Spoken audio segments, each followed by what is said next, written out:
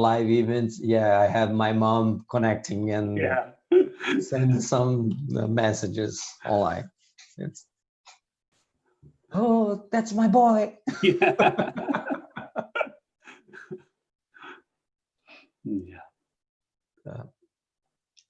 André, começar no... Just a moment, Eric. André, começar em ponto, certo? Tá. Quando for 5 horas, eu vou começar, então. Faltam 10 segundos. 10 seconds to start, Eric. Okay. And then I'll start with sharing my screen, or do I wait until you tell me to do so? Yes, I will tell you. I will just speak of 1 minute or 2. Okay. Okay, now we are live. Welcome for the last day of LuxOUG Virtual Tech Days. Thank you so much for joining us today and on the previous days, if you had the chance to join us. We also record the videos on YouTube. You have a chance to revisit those, and also today we will do the same thing. We will record the videos of the presentations. In fact, we are streaming online, so you can also follow on YouTube. So a little bit about us, LuxOUG. We are founded in 2019 with a couple of friends. Here, based in Luxembourg, we are more than 100 registered members on the portal. If you are not registered there, please do it, because it's a totally free membership. We have a lot of content regarding Oracle stuff, about engineer system, cloud, a lot of good content on the portal. We already delivered 7 previous webinars before the LuxOUG event that happened this week. So the board member of LuxOUG, it's André Ontalba, Carlos Magno, Fernando Simon, Leonardo Lopes, and then me, Rodrigo Mufalani.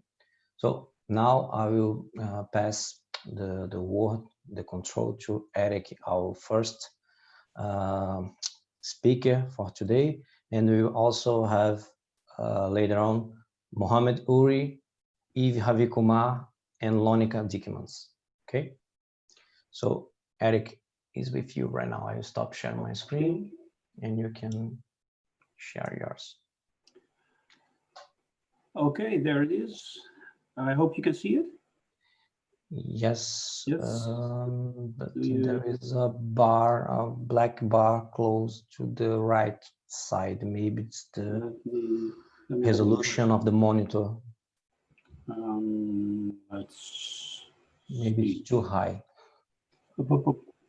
Just a second. Okay.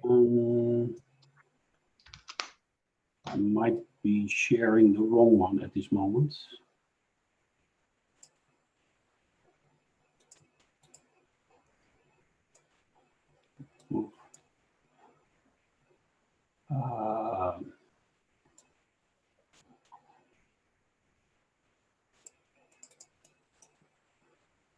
I think I might be sharing the wrong screen at this moment.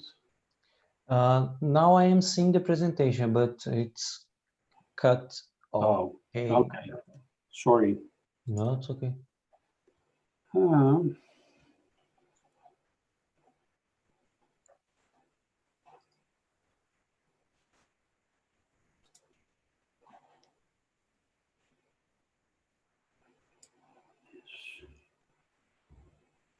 I hope everybody has some time, because no big deal.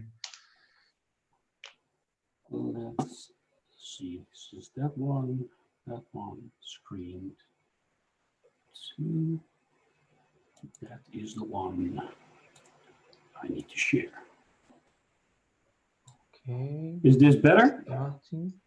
Let me see. Eric Ivan. Okay, now it's perfect. The resolution. Okay. It's perfect. Then all that is left to become perfect is the presentation itself. Okay, welcome everybody. Really enjoy that you've come here. I don't know what it's like where you are, but where I am at the moment, it's about 30 degrees Celsius outside. So I think it's awesome that you took the time to see this presentation, even though it's such nice weather. This is what you're here for, the handling errors during bulk DML operations. And this is me, is the least interesting slide. I used to be an analyst. I used to work in laboratories, microbiology, biochemistry. I work with Oracle since 1995, not with the company Oracle, but with Oracle technology. And I'm self-employed since 2009. I mainly work within database, SQL, PL SQL, stuff like that. And I play around with Apex, but I do not dare to call myself an Apex developer. Well, data migration projects are the main thing that keeps coming back in my career. And since 2 weeks ago, I'm an Oracle ACE. Before that, I was an Oracle ACE associate. If you would like to become an Oracle ACE as well, I suggest you just Google for Oracle ACE program, and you will soon get to a page with all the information that that is available about that. Yeah. Let's go to the presentation itself, because I have a lot to show you, a lot of slides. The background of this talk, like I said, I did a lot of data migrations, and when you do data migrations, you often have a hell of a lot of data to handle, and you want to do that in a very short amount of time, the least amount of time possible, because when you're busy, the databases will not be available for the business. So you want this time to be as short as possible, but you also want control over what you're doing. So usually you still want to do it within PL SQL and not just with single SQL statements. That's why I often use bulk processing, and that's when you also run into errors and you need to handle them. In this presentation, if you see a bar like this, it points to a script where some code is in that you can run yourself. When I deliver this presentation to Luxembourg to be downloadable, then I will give these scripts as well. So you can run it for yourself if you want to. You don't have to type it. Some of these scripts need some objects, and these will be created by this create demo objects script. One of them is a table with which I fill with 20 times the contents of the customers table, leading to 1.1 million rows. And when you're done with everything, you can run this cleanup script, and all the objects will be thrown away again. So, bulk operations, why? Because row by row is slow, and single SQL statement is blazing fast. So why bulk operations? Why not always single SQL statements? Well, row by row gives you full control over just about every bit that comes along while you're processing it. Whereas single SQL statement, well, if it gets complex, you can run into a situation like this, trying to control all this data that comes along, and especially when it's complex, when some rows need to be handled just a little bit different than others, then you often need the row by row, or at least the procedural processing of PL SQL, which will be leading to row by row. And bulk operations, well, they are not the fastest, because that is single SQL statement, but it is pretty fast. And you still have the full control. Now, how fast is bulk fetching? Well, you probably already know this because you're interested in error handling doing this, so you probably have worked with this before. But if you do a slow by slow or a row by row fetching, I did this on this table that I mentioned before, then it takes 5.3 seconds to finish. If I do the exact same thing but with bulk collects, then it only takes 0.7, so that's about a factor 7. And that's awesome. When we do the same thing with data manipulation, normal would be a normal for loop and just doing it row by row, and it takes 80 seconds to finish. If I do it with a for all statement, then it is down to 13 seconds. And this is, yes, this is great news if you want to not spend too much time on your on the running of your scripts. But what if this happens? There's always this one row or this small group of rows that just does not behave the way the rest does. We have to handle that. So we have to handle the errors, and during bulk fetching, well, we are out of luck. There is no bulk error handling for bulk fetching, but that's usually not where the errors happen, so it's not too much of a problem. During bulk data manipulation, we have by default no exception handling per row. And we have no way of doing a save point to roll back to before this one row failed. We do have save exceptions and log errors, which basically says that no exception handling per row is not true anymore. I will talk about save exceptions and log errors in length for the rest of this presentation, so be prepared to be bored. Save exceptions. It saves your exceptions. It makes sure that your exceptions don't get out of the statement. It saves the exceptions until the statement, the for all statement, is completely done. How do we do this? Well, just add save exceptions and you're done. When this is added, all exceptions will be kept until the for all statement is done, and then you will run into an ORA 24381 exception. That sounds as if this is of no use because you're still getting an exception. But because of this exception, we can handle the fact that not all rows were successful. Now we can go to the exception handler, and we can define we can use the pragma exception init to give a name to this exception, and then we can handle it in the exception handling just like any other exception. And when we get to that exception, then we have a pseudo collection available. It's called SQL% bulk exceptions, and it contains all the exceptions that occurred while doing this this bulk processing. According to the documentation, it is like an associative array. Well, that's true. It's not really an associative array, but it behaves like an associative array on most levels. So it looks like an associative array. It smells like an associative array. Let's just pretend it's an associative array. It has two attributes, error index and error code. The error index contains the number of the DML statement that failed.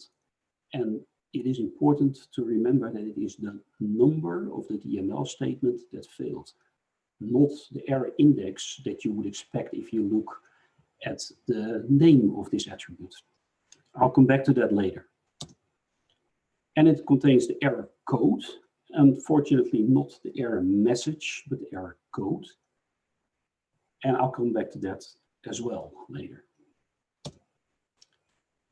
If we handle these exceptions, this is what we could do. In this exception handling, we can loop through this collection. Then we can get the error index and the error code from that collection for a certain exception that occurred.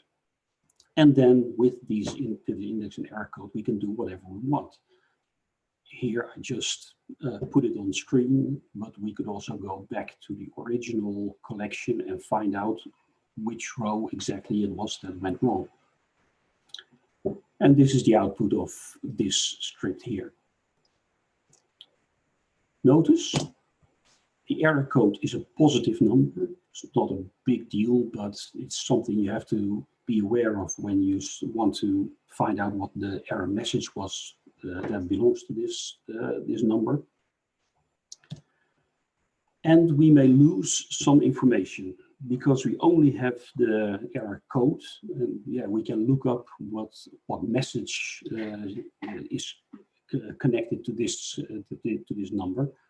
But yeah, we don't have the exact error message that occurred. So, for example, this one, the check constraint violated. Usually it tells you which check constraint. Now, if the table has 50 check constraints, you're out of luck. You're just going to have to go through all of them, see if there's anything that you may have violated. If you have sparse collections, then we get to this point where error index isn't really an index. It's the number of the DML statement that failed. So for sparse collections, the error index is not the index of the record that failed. Error index means it's the, if error index X means that it's the Xth record that failed. We'll try to visualize that. Here we have a sparse collection. There are empty or non-existent rows for index 2, 3, and 5. And if index 4 and 7 should cause an exception, then your pseudo collection with the errors would contain this error index 2 and 4, because it is the second and the fourth row that caused an exception.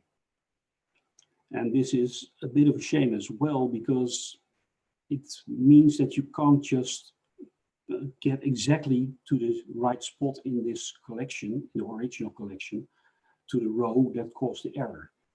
You have no index of the row that caused the error. There are a couple of solutions. None of them are nice, but there are a number of solutions. Obviously, you can loop through the original collection and count the rows that you see until you reach the record that is the same number as the error index. Obviously, you can make the dense collection sparse, and you can also do avoid sparse collections, and I will show you all of these solutions. The count solution is basically simple. You get a bulk exception error. In this case, it's number 2. You go to the collection, you start with your first record, you check if that is the second record. Well, obviously it isn't. So we go to the next existing record and we increase a counter. Is that counter number 2? Yes, it is. So this is a record belonging to this error, this exception in the bulk exceptions. So we can handle the exception for this row. Then after handling that exception, we go back to the bulk exceptions. That's one says that the next one is number 4. We go back to the collection. We were at row number 2. So we go to the next existing row, it's number 3, that's not 4. So we go to the next row, that's 4. That's the one. So we handle the exception, etc., etc. Pretty simple, but well, the disadvantage is that you have to go through an extra loop through the collection But you only have to do that if there actually are exceptions. If there aren't, then obviously you don't have to do this. And that's something you have to keep in mind with all of what I'm showing you. The exceptions are, well, the name already says is that are exceptions. You shouldn't have, normally in a normal situation, you shouldn't have too many exceptions. Your SQL bulk exceptions should contain relatively few rows. The other solution, make dense. In that case, we have a collection that is sparse, and then we can just go into the collection, first row, then we check if a row with an index +1 exists. In this case, it doesn't. So we go to the next available record. We copy that to this empty spot, and then we delete the original record. This is what we repeat until we've done all rows, and we have a dense collection that we can process. And now any error in the error collection will have an error index that is actually an index. The disadvantage is you have to do an extra loop through the collection to make sure that it's dense. And you either have to do this always before processing the collection, or you just accept that it's dense, you process it, and if there are exceptions, then you go back to the collection, you make it dense, and you can get to your records again. Use status solution. There we add an extra column to our collection with either status or action or whatever you want to call it. And while processing the data before we do the for all statement, we don't throw away the records that we don't want, but we put in the status that it's not okay, or that we have to reject it. Then when we process the collection in the for all, we can do a where clause that says where status is okay or action is processed. The disadvantage here is that these rows still lead to a DML statement. It still leads to your insert, your update, your delete, whatever. It won't do anything because the where clause isn't met, but still there are a number of rows where there is a statement that needs to be processed. If you have a lot of those, then that's going to take considerable time. Okay, so now we've seen what this save exceptions can do for us for one table. It's fine. But is your database as simple as this? One table? Well, maybe not. This is more what I see when I do, for example, data migrations. We do multiple for alls. We want a number of clients to be inserted in one bulk. But the clients also have subscriptions. The subscriptions have deliveries and returns. We have a tree of tables that we want to do in one transaction with multiple clients. And if anything goes wrong, then we need to handle that for that specific client subscription, whatever.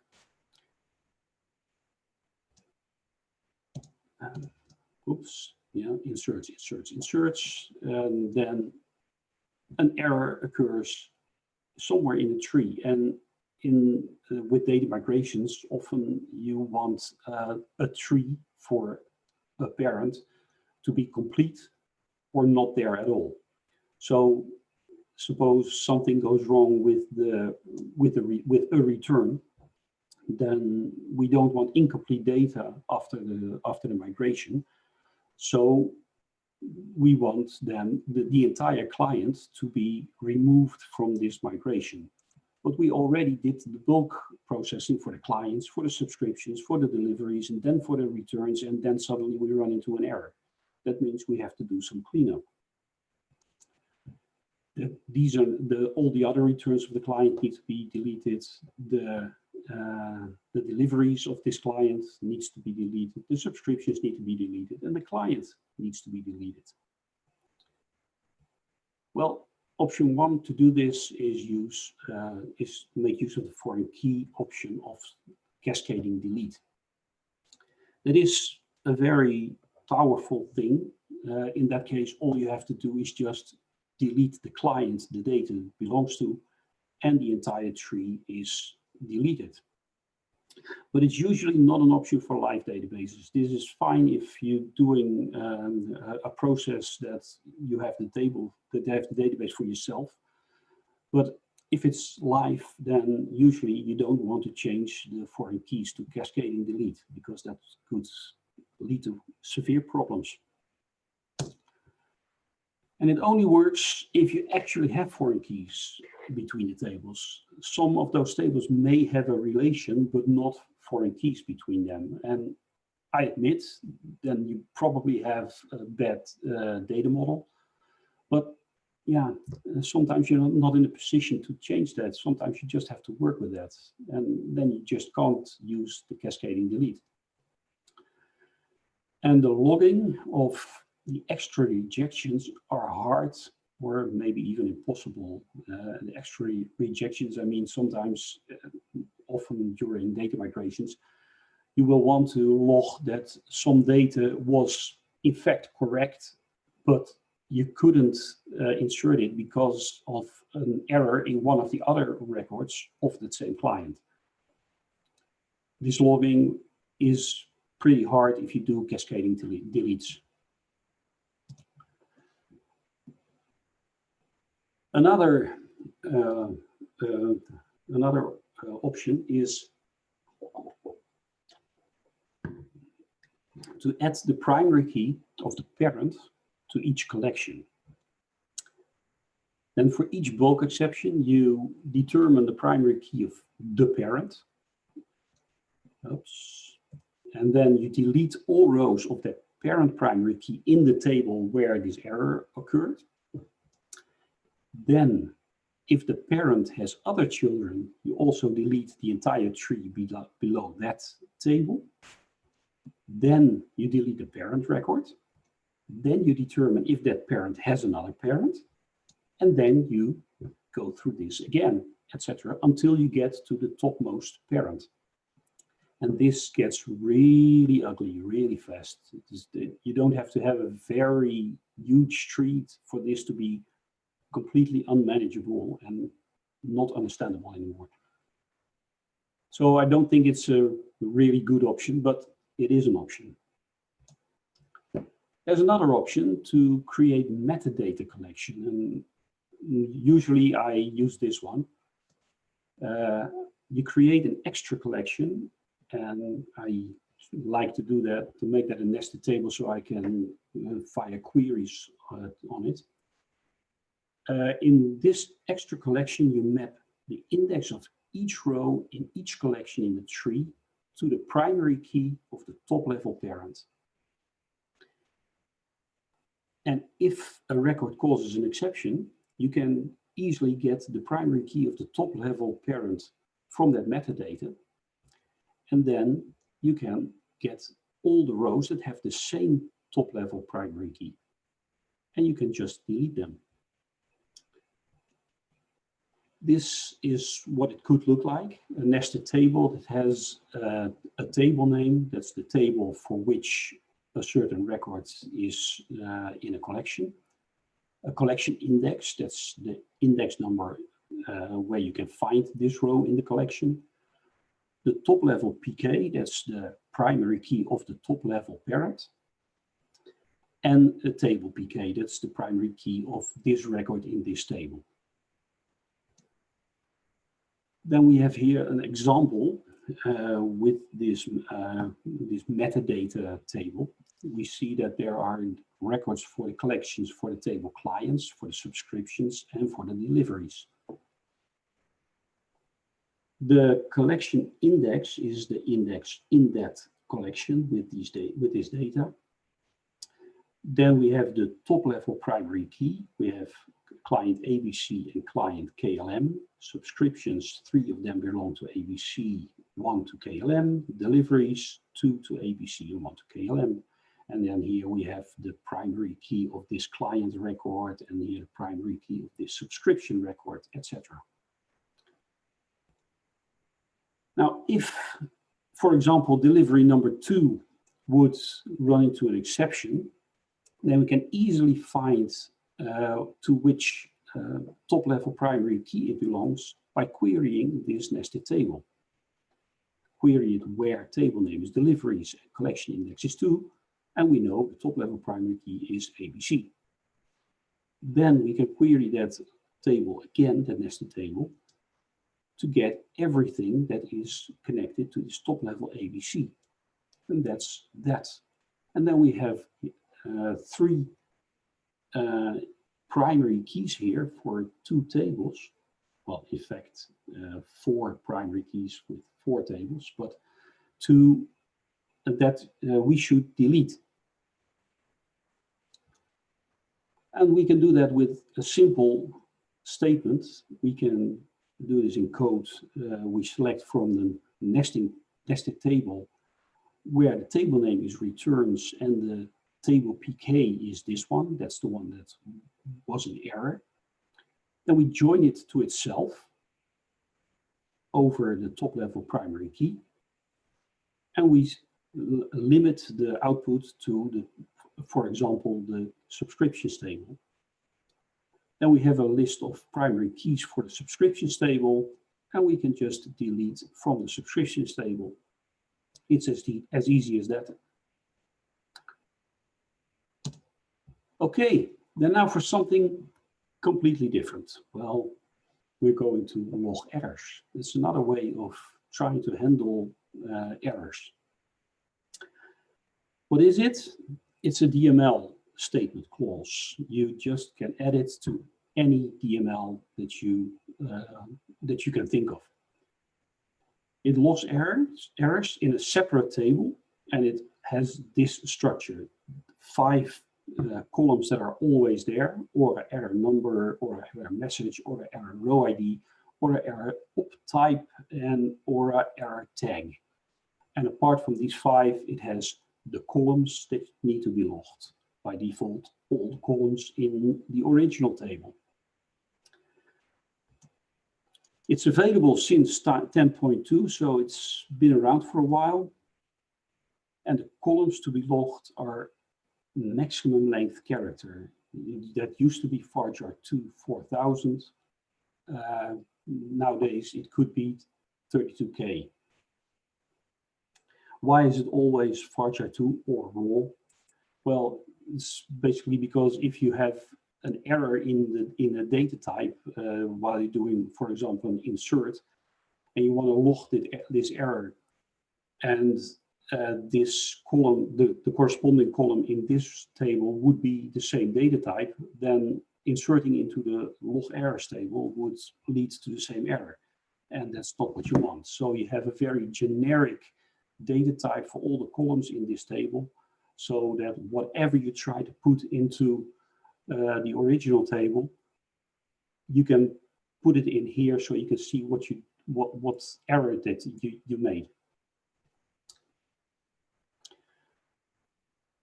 The creation of the log table, you can do that either manually, just write a create table statement, or you can have Oracle do it for you. If you do it manually, obviously you have to take care that these 5 columns that I showed you are in there, otherwise it won't work.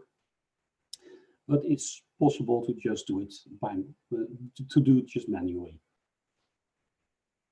If you let Oracle do it, then you get to this this statement, the DBMS error log create error log. It has a couple of parameters, and this procedure will create a table for you. The only parameter that is mandatory is the DML table name. That is the table on which you are going to perform DML that you want to be logged. All the other ones are optional, and we will go through what they mean.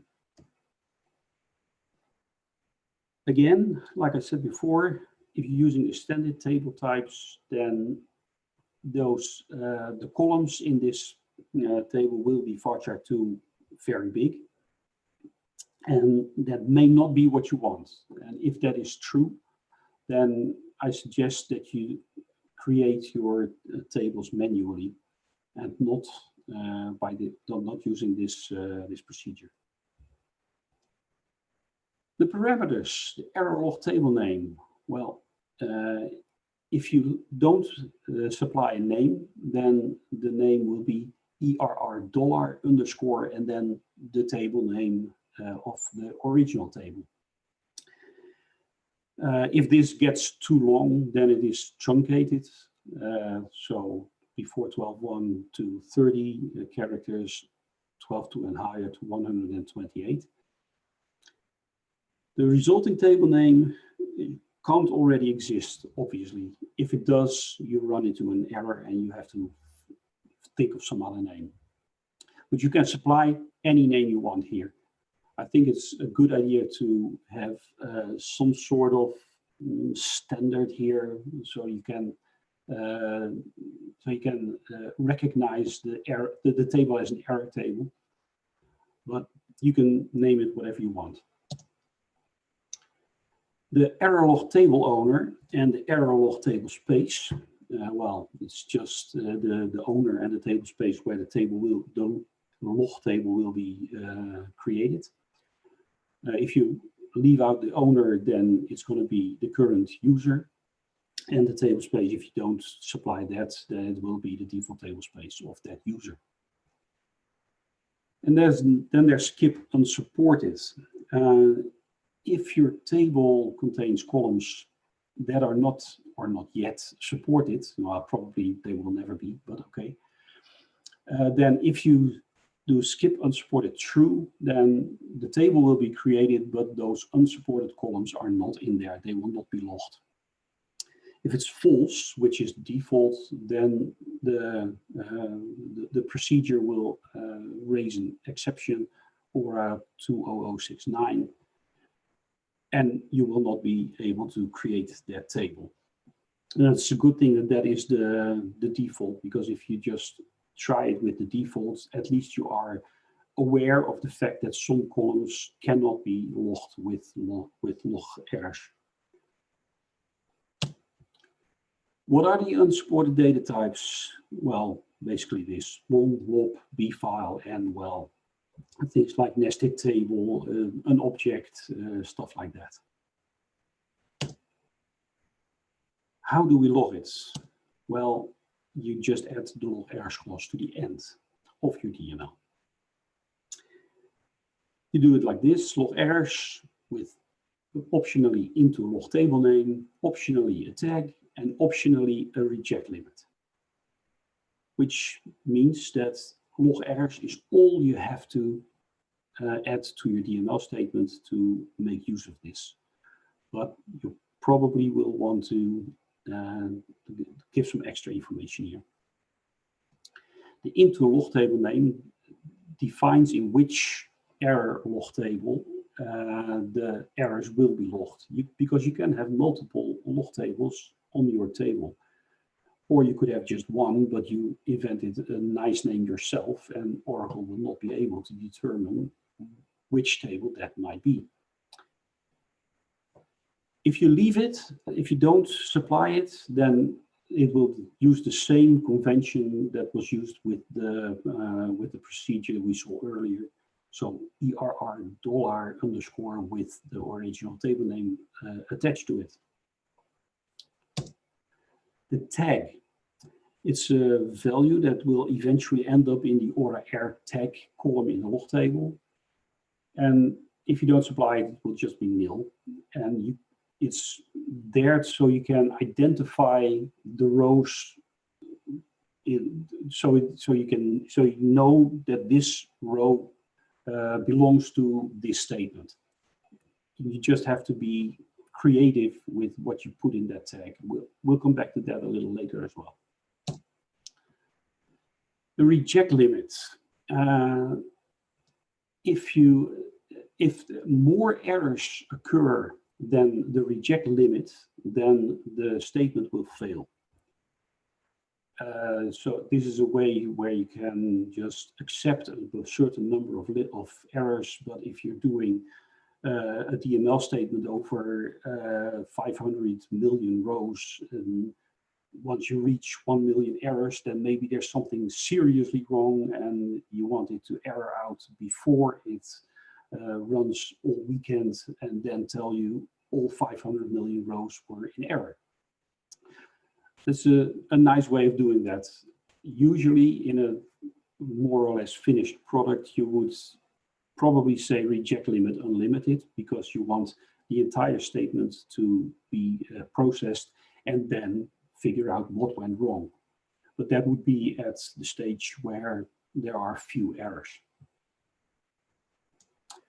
Default is 0, so if you leave it out, then one error is enough to make the statement crash. The error will be logged, but you will not go any further than one error. The statement could look like this: just an insert statement into some table, and then we do a log errors into error $_some table. I add a tag my insert. It's not a very sensible tag, because my colleague might think, I will use my insert as well. But okay, for now, that's okay. I'm doing a tag my insert and a reject limit unlimited. What are the advantages over save exception? Well, we've seen it. It works for each and every DML statement. It's not just for all, but for any DML you do anywhere in your code, in SQL, in PL SQL, anywhere. And we have the entire error message. That's a lot better than just the error number, because we don't lose any information that is in that error message. And we can just log every value of every column, and not just as we try to insert it, but as it is being inserted into the table. Suppose you have a trigger that changes some of the data, or adds data to some other columns or whatever, then what is logged is the result of that trigger. What is logged is the data as we try to put it into the table, not as we put it into our statement. And that is an advantage to us, I think. There are a couple of things you should be aware of. There is no automatic cleanup of the log table. So if you don't do anything, the table will grow and grow and grow, and it will just be huge. Also, this means that old errors with a tag that you used at some point might contaminate your query of the log table if you use that tag again. You might think that your statement just had 500 errors, but 400 of those were from last year when you used the same tag. You can have multiple error tables on one table. I said that before, and that could be just what you want, but it could also lead to tens of tables for logging errors, because every developer thinks, I need a log table, so I'll just create one. I think you need to have some standards in your organization of how to deal with these log errors. When do we create a log error? What will be the naming convention, etc., etc. The error log table is just a single table. There is no relation between that table and the data table, other than the relation that you know that it is used to log errors from that data table. But in the database, there is no relation whatsoever. So you can drop or alter or do whatever you want to one of those tables, and it has no effect on the other table. It will only affect your logging.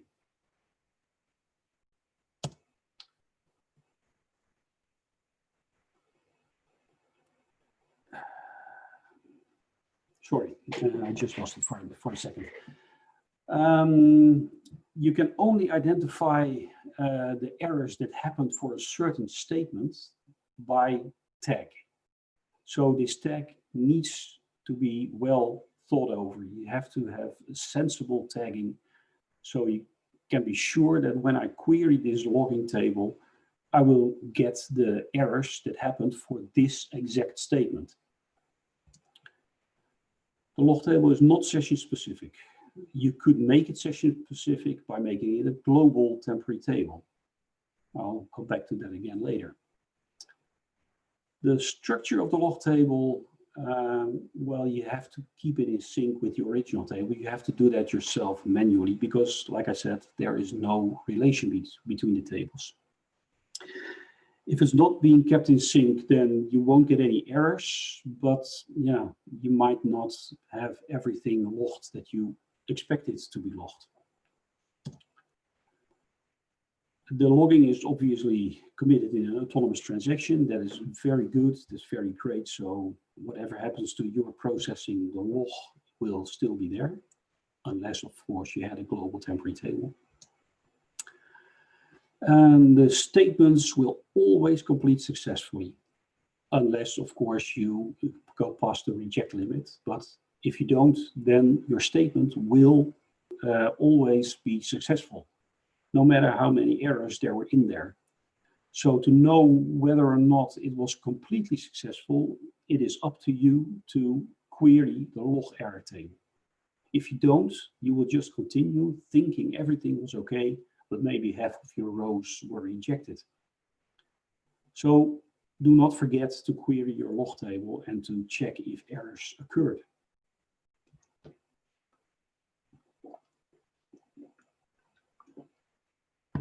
As I said, the log table can be a global temporary table. Then you have to create it manually because the procedure Oracle supplies is not going to do that for you.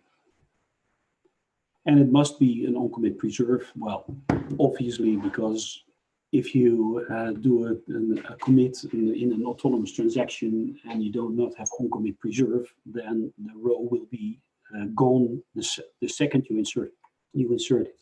So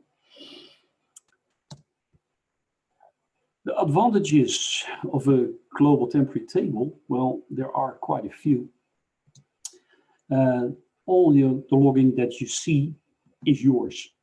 It's from your sessions, from nobody else. So whatever tags somebody else is using, it won't bother you. There's obviously a default cleanup at the end of the session because global temporary table will be emptied. And the table can be truncated whenever you want during your session, and nobody will be bothered. It's just yours. There's also a disadvantage. If an error really needs to be preserved, if you want the errors to be available for you next week, or maybe just tonight, then you will have to manually insert the errors that you find in your log table to some other table, and that's an extra step. Identification based on tag. I've said it a couple of times now, but it's because I really think this is a bad thing about the log error table. It should have done a better job in identifying to which statement a logged error belongs.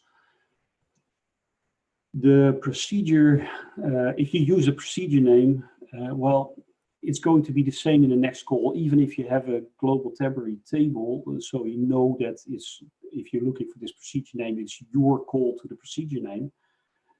It's not enough, because if you call the procedure twice, then you will have the errors of both calls to the procedure having the same tag. The session ID, well, session IDs are being reused. So even if you do not have a global temporary table, then session IDs, yeah, they are being reused. So you can have problems there. Date time strings, they sound nice, but in a multi-user environment, other people may be using the exact same date time string as a tag. So it's not a good option either.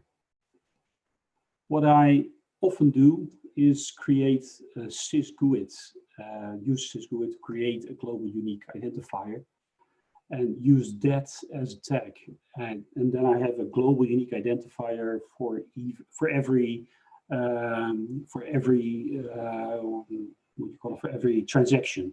When I start a transaction, so after each commit, I will generate a global unique identifier, and I will use that as a tag until I do another commit or rollback. So what if the two tables are not exactly the same, the log table and the original data table? Well, there are a couple of options. The columns are added or dropped from the original table. The order of the columns could differ, or the column in the log table is too small. Well, in the first case, you have no problem whatsoever. If you have extra tables in your log table, that's no problem at all, because the data from the data table will be logged and the other columns will be ignored. In fact, this means that you could make this table even better for yourself by adding some columns like username, date logged, whatever. You can add whatever you want and just put a trigger on the table to populate these columns.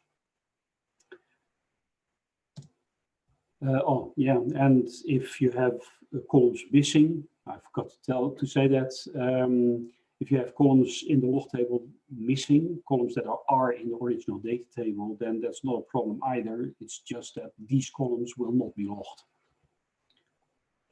If the order of the columns differ, no problem at all. I didn't expect that, but I had to check it, so it's not a problem. And if the column in the log table is smaller, then you do have a problem, because if the data that is being logged doesn't fit in that column, well, just like any other table, you will just error out. What if we have the same situation as before with multiple statements? So multiple tables in one transaction, we do multiple bulk operations. There it is again, the clients, the subscriptions, the deliveries and the returns. We do an insert, an insert, an insert, and an error, and another insert that leads to an error. And then with the error in the returns table, we can just get the foreign key out of the error log table. With that foreign key, we can do a query to get the primary key of the top level parent. And then we can just delete everything below that primary key in the subscriptions and the deliveries and the returns. So that makes it a lot simpler than we saw with the save exceptions options. Delete it. This one I have stolen from Tim Hall, Oracle base, because why would you invent something if you can steal it? He did a test of 100,000 rows, and he tested the performance on several versions of the database. He tested it with the error logging and with for all statements, with save exceptions. And the logging, he did it with a normal insert and with an insert as append.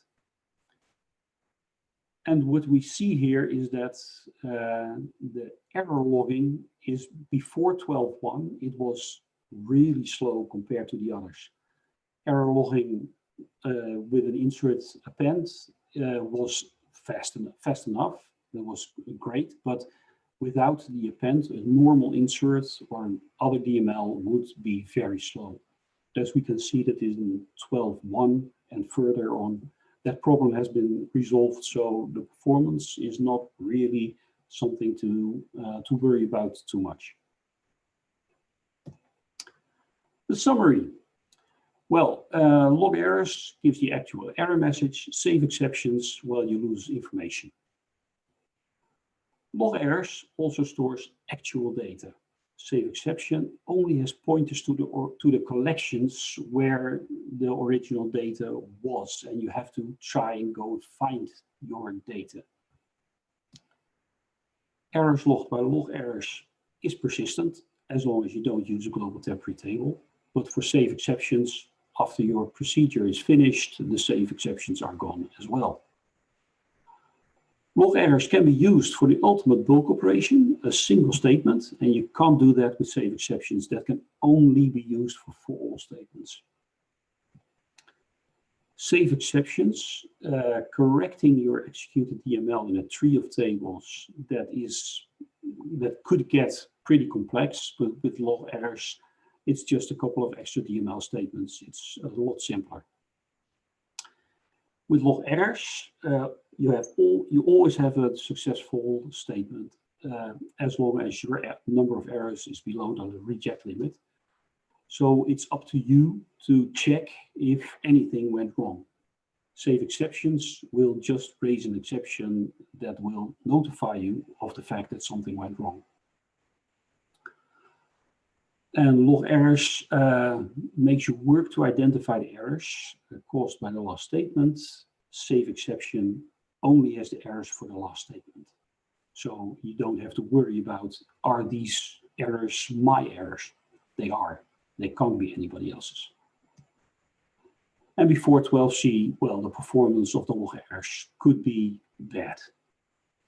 And that's it. And I have about 5 minutes left. So I'm not too, oops, sorry. This is the one. So questions, do we have questions? Let's time for questions. Thank you, Eric, for the amazing presentation. I will start with one question from me. What's your, because I used to work as a DBA for a long time. And what's your approach to help developers to follow these good practices that you present today? Well, just kick and hit them if they don't. That's a good one. No, it's just a matter of good upbringing, I think. Being a good parent, telling them that they should do it, and not just to tell them that they should do it, but also why. Most developers, I know that DBAs think differently, but most developers are not there to make your life hard. They are there to do their job, and they have an assignment from their client or their employer, and the employer wants something done, and they go and do it. If what they do is eventually making life hard for other developers or for the DBA, then this should be communicated to the developers. And a good developer, a normal developer, a developer as the ones that you may expect them to be, will listen to you and will listen to your arguments of why he should do things differently or shouldn't do things. And he will try to comply. And a developer that doesn't, well, that's the kind of developer that you really should try to lose, because those are useless in any way. Yeah. So I think it's just a matter of communication, telling them not just to do this, not give them a book full of rules. This is how we do things over here, but tell them why. Tell them that if they don't, people, or maybe they themselves, will get into trouble. Yeah, I faced one similar situation in the past, but regarding performance. And since I started with doing some internal presentations and tell them how to analyze execution plans, some stuff like that, as you said, collaboration, communication, the performance of the database was really good after some month, for example. Yeah, and usually the developer is happy if the performance is good as well. So if you can change their behavior, making the database perform better, be more reliable, be more safe, that is an advantage for the developer as well. So Yes. I think developers and DBAs really should learn to. Yes, we cannot touch their code. We just can work together to exactly be more. We have different responsibilities, but in the end, we are all there just to make the company prosper and to make the company make money, so we can still be employed and just go on with what we're doing. Yeah, sure, indeed. That's the ultimate end goal, and it's the same end goal for both DBAs and developers. Sure. And by the end, everybody will be happy. Exactly, exactly. So we have also a greeting from Amit on YouTube channel, and okay. Yeah. No more questions. No more questions. Then either I have been very clear, or nobody cared, or everybody has fallen asleep, or No, I don't think so. I think our presentation was really, really good. Okay, and I would like to thank you so much for presenting on LuxOUG. Okay, thank you very much for having me. I really enjoy being here, and I'd like to be back. Very nice. Okay. So now we will have a presentation for Mohammed Houri. Okay. Let me check. Hello, Ricardo. Hello, Mohammed. Are you hearing me? Yes, clear. And now, are you seeing my screen? Yes, perfect. Everything is okay? Yeah. Okay. So good afternoon, everyone. Thank you for being here, listening to me presenting the core concept of adaptive cursor sharing. I think, unfortunately, I will not have too much time to cover all what I have to cover with this feature, but I will try to do my best to share with you what I think is most useful for our day-to-day work. Ricardo, if any problem, you can ping me on WhatsApp or, okay? Yeah, sure. I will just mute myself for now, and if everything goes wrong, I will let you know. Yet a few words about me. My name is Mohammed Houri. I have a PhD in fluid mechanics, which something has nothing to do with Oracle. I am an Oracle ace since 5 years, I think. I blog in WordPress. I tweet using this handle. And I co-authored 3 chapters of this book: Adaptive Cursor Sharing, Chapter 4, Stabilizing Query Performance using SQL Plan Management, and Chapter 6, DDL Optimization Tips, Techniques, and Tricks. Okay. We all know, DBA and developer, the importance of the usage of bind variable for the availability, scalability, and security of transactional database. This is why I am always advising people to use bind variable, particularly for the OLTP databases.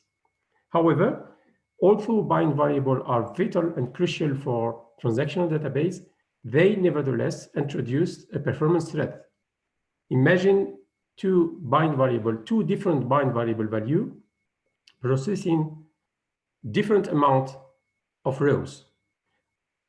At the end of the day, they will share the same execution plan, which is not always good from the performance point of view. And I think this is why Oracle has implemented the adaptive cursor sharing feature. So think about the adaptive cursor sharing as a feature implemented to make the collaboration between bind variable and optimal execution plan as good as possible. Okay? But I think you are aware that adaptive cursor sharing will not work or kick in for any executed query. It needs to have a cursor or query need to fulfill some condition before being eligible to adaptive cursor sharing. So the first step of this agenda is to look at what are those prerequisites. To be elected for adaptive cursor sharing, a cursor needs to use bind sensitive, to be bind sensitive. And to be bind sensitive, of course, it needs to use bind variable, either directly or through setting the cursor sharing parameter to false. Okay, the bind sensitive property has been externalized in the v$SQL view as shown in the current slide. I know 3 cases under which a cursor can be marked bind sensitive. The first one is when we use range predicate like here an equality predicate on a column having simple statistics. Okay, range predicate on the column having simple statistic will mark the underlying cursor bind sensitive. The second condition is when we use an equality predicate on a column having a histogram. Okay, equality predicate on a column having histogram will mark the underlying cursor bind sensitive. And the last one is when we use a predicate part, which is a partition key. This column N2, when it is a partition key of a partition table, the underlying cursor will be marked bind sensitive. 3 simple conditions: range predicate with simple statistic, equality predicate with a histogram, and a predicate part involving the partition key. I'm going to demonstrate this very quickly.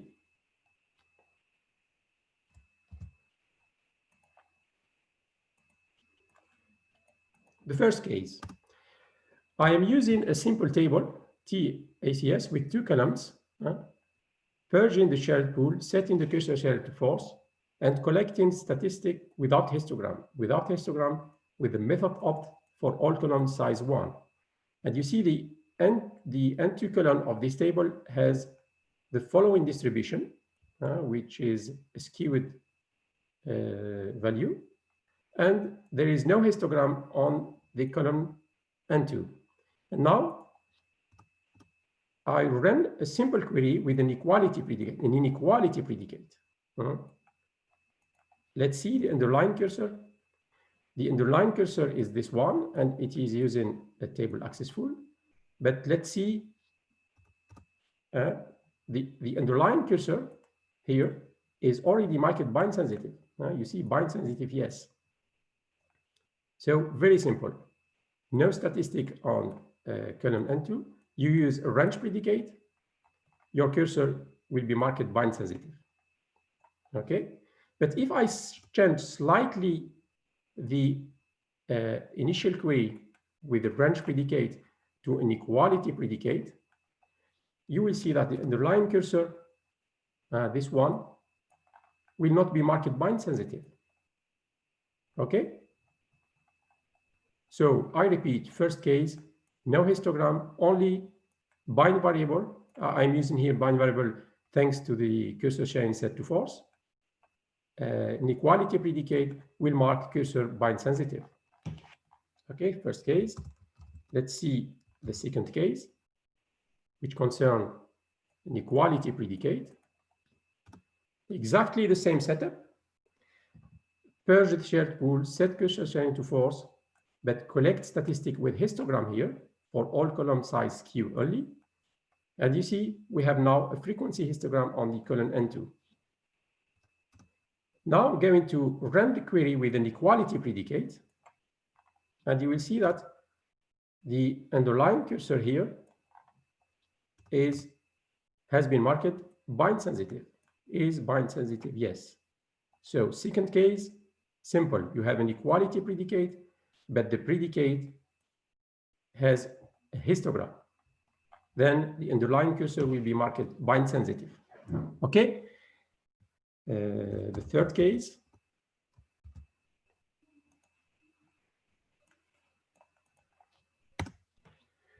The same setup, but this time I use a partition table without collecting statistics.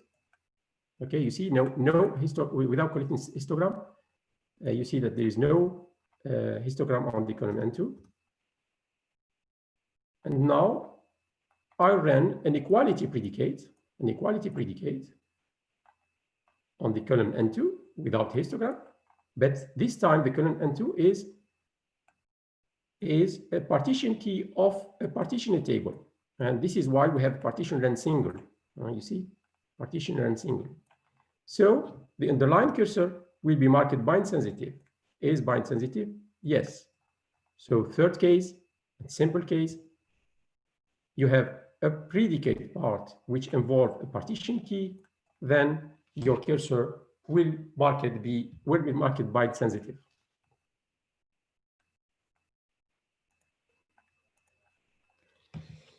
Okay. So now that our cursor has been marked bind sensitive, what happens? This is what we are going to see in the second part of the agenda, which is the warm-up period. Now that the cursor is marked bind sensitive, all its future execution will be monitored.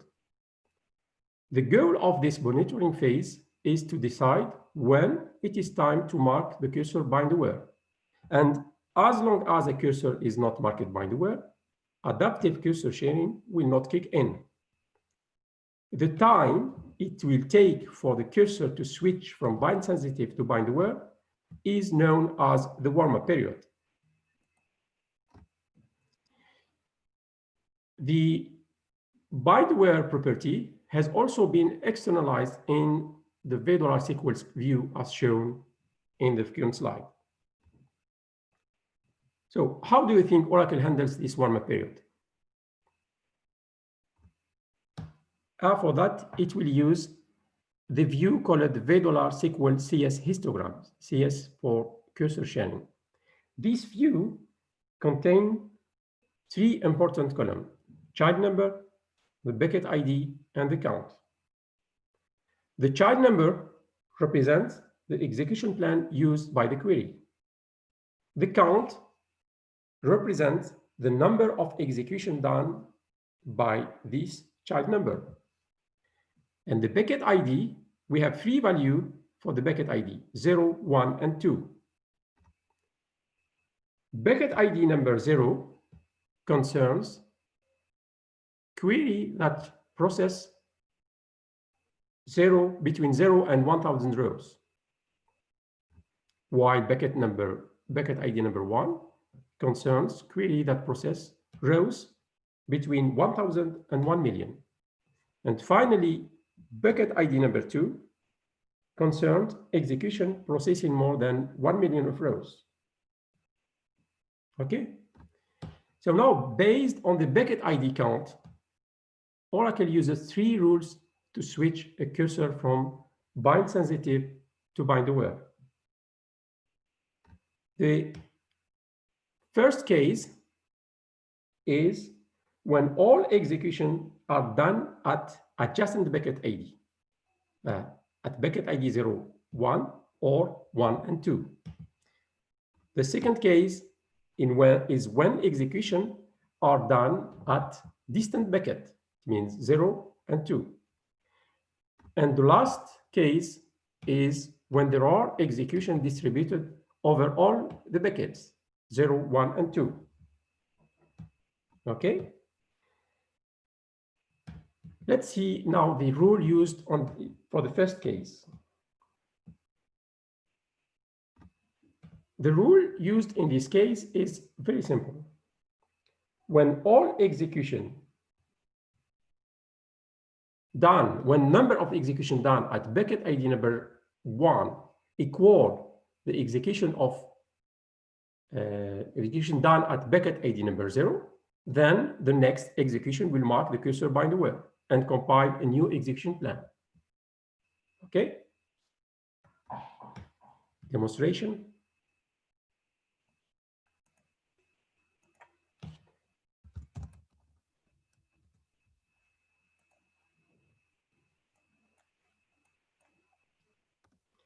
Always the same setup, the same table. Flash the shared pool, gather statistic with histogram, set cursor sharing to false. You see, I have a frequency histogram. And now I'm going to run this simple query at bucket ID number 1. Why bucket ID number 1? Because it processes more than 1,000 rows, but less than 1 million of rows. Okay, 1, 2, 3 execution at bucket ID number 1. The underlying cursor is this, and we are using the index run scan plan. The cursor is bind sensitive, but not yet bind aware. Why it is bind sensitive? I repeat, frequency histogram, equality predicate. Okay, let's now run. Yes, as I explained in the previous slide, I executed 3 times execution at bucket ID number 1. You see the count of bucket ID number 1 in the v$cs histogram has been incremented to 3. 3 execution, count equal 3.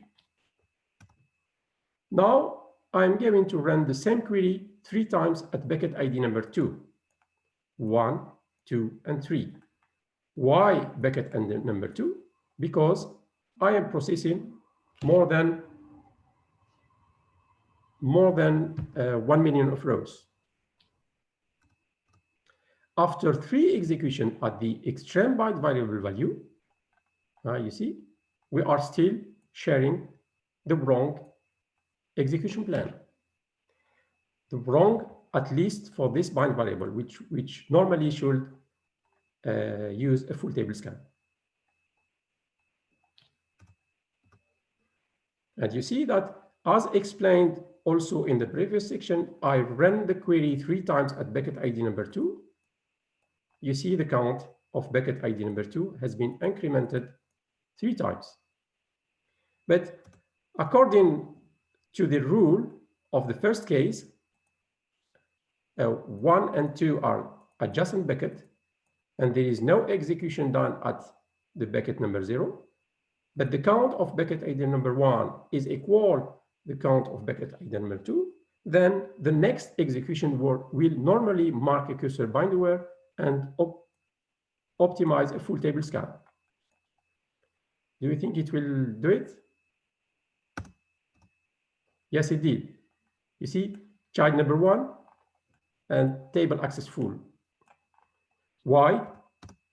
Because child number 1 cursor is marked bind aware, while child number 0 was bind sensitive but not bind aware. Child number 1 is both bind sensitive and bind aware. Okay?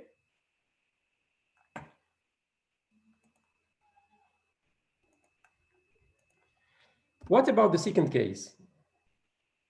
When execution are done at distant bucket, it means 0 and 2. In this case, the rule is also simple. When the execution done at bucket ID number 2 equals, say, the count of execution done at bucket ID number 0 divided by 3, then the next execution will mark the cursor bind aware and compile a new execution plan. Okay?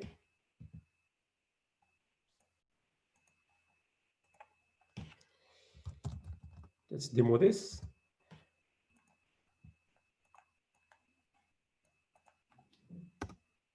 The same setup as always.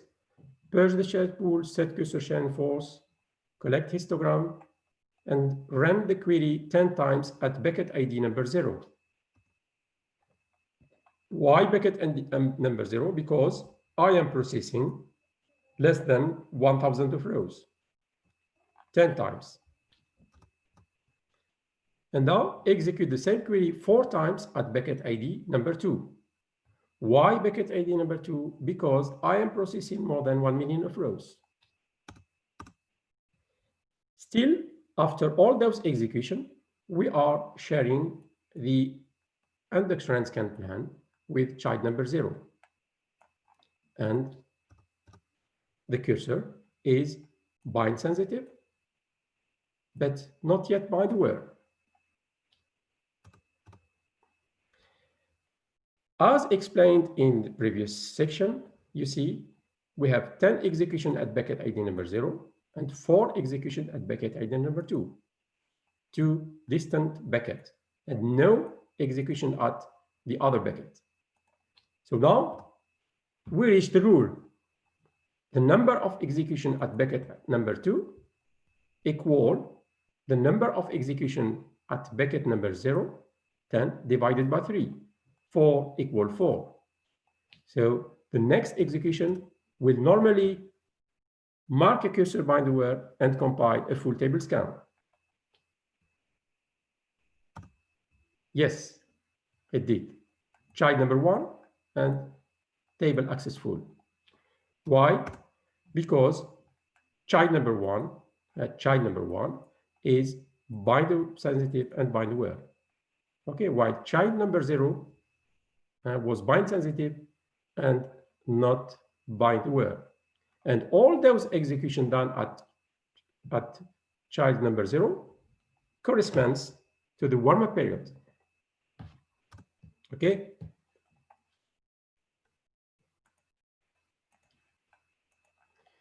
Now the last case, when there are execution done at all buckets ID.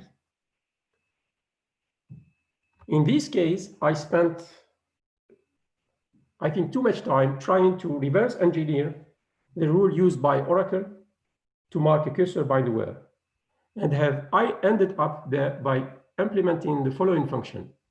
The following function, if you give it a 3 parameter, the count of bucket ID number 0, the count of the execution done at bucket number 1, and execution done at bucket ID number 2, it will tell you whether the next execution will mark a cursor bind aware, yes or no. Okay, let's see the demo.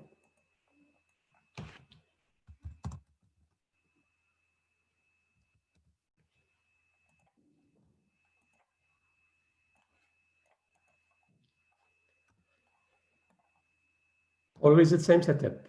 Purge the shared pool, set cursor sharing to false, collect statistic with histogram. We have a frequency histogram here. And run 10 times the same query at bucket ID number 0. Why bucket ID number 0? Because I am processing less than 1000 rows. Then 1 execution at bucket ID number 1. Why bucket number 1? Because I'm processing more than 1000 rows, but less than 1 million rows. And 2 times at the extreme bind variable value. It means at bucket ID number 2, 1 and 2. You see, after all those executions, we are still sharing the child number 0 with the index run scan plan. And our cursor is bind sensitive, but not bind aware. Okay. And 10 execution at bucket ID number 0. We have count bucket ID number 0 incremented to 10. 1 execution at bucket ID number 1. We have count incremented to 1. And finally, 2 execution at bucket ID number 2. We have count of bucket ID number 2 equal to 2. If we run the function,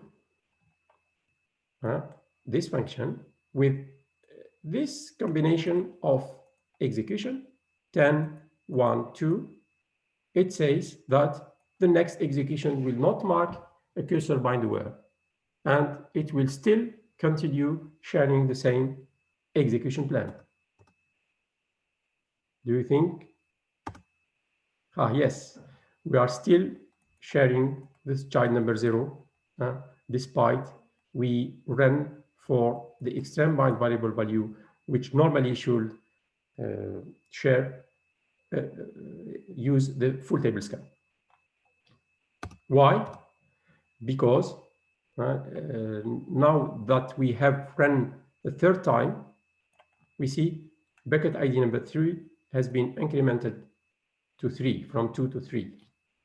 And what about the next execution with this picture? 10, 1, and 3. 10, 1, and 3. It looks like the next execution will mark cursor bind where and optimize a new execution plan using the full table scan. Let's see. Yes, it did. Child number 1 and table access full. Okay. And this is because finally the child cursor number 1 has been marked bind where. Okay.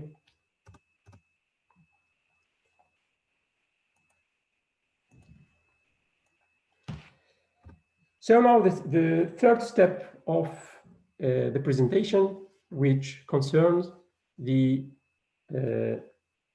when adaptive cursor sharing step down in favor of extended cursor sharing. To summarize, we see now that first the query, the cursor has to use bind variable to be bind sensitive. And there are 3 conditions under which a cursor can be marked bind sensitive. Once a cursor is marked bind sensitive, it goes through a warm-up period during which there are a number of combinations of execution and 3 rules used by Oracle to transit a bind sensitive cursor to a bind aware cursor. But now what happened when a cursor became bind aware? We saw previously that the adaptive cursor sharing is responsible for bringing a cursor from bind sensitive to bind aware. And mainly it uses the $CL SQL CS histogram, the child number, bucket ID, and the count. But you are going to see that the extended cursor sharing is responsible for giving a bind aware cursor the best execution plan possible for each bind variable value. And it uses for this a second view, which is called $SQL CS selectivity. This view exposed here has 3 important columns: the child number and the low and the high column. How does the extended cursor sharing layer code work? Okay. The extended cursor layer code works as follows. For each execution of a bind aware cursor, extended cursor sharing layer code will get the selectivity cube of the used bind variable. I will explain shortly what is the selectivity cube. Check if this selectivity cube is covered by an existing child cursor low and high range selectivity stored in $CS selectivity view.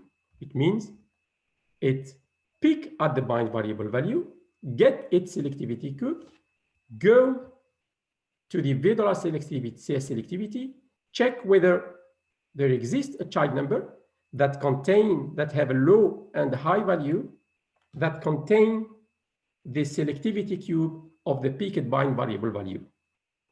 If yes, it will share this child cursor. If no, however, it will compile a new execution plan and insert a new low-high selectivity range in the CS selectivity view. One important remark: don't confuse the warm-up period with when the cursor became bind aware. The warm-up period, the cursor is not yet bind aware, and it is still sharing the first compiled execution plan. But once the cursor became bind aware, the extended cursor sharing kicks in and will try, depending on the bind variable value selectivity, either share an existing child cursor or compile a new one. There are 4 types of cursor selectivity cube. Selectivity cube that concern frequency histogram, the one that concern popular hybrid histogram, and the third one that concerned a non-popular hybrid histogram, but having an endpoint number in the histogram tables. And the last one is a cursor selectivity cube for non-captured, non-popular hybrid histogram. If you want to have more details about this,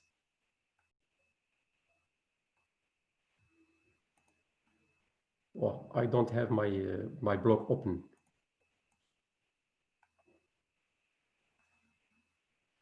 Okay. Okay, I have wrote a blog article for Redgate software where I explain in details what those 4 types of frequency of histogram are, and you, if you want, I can put the link after the end of the presentation. Okay, I'm not going to demo every type of selectivity cube, but I will concentrate on the frequency histogram, hoping that it will be clear. Okay.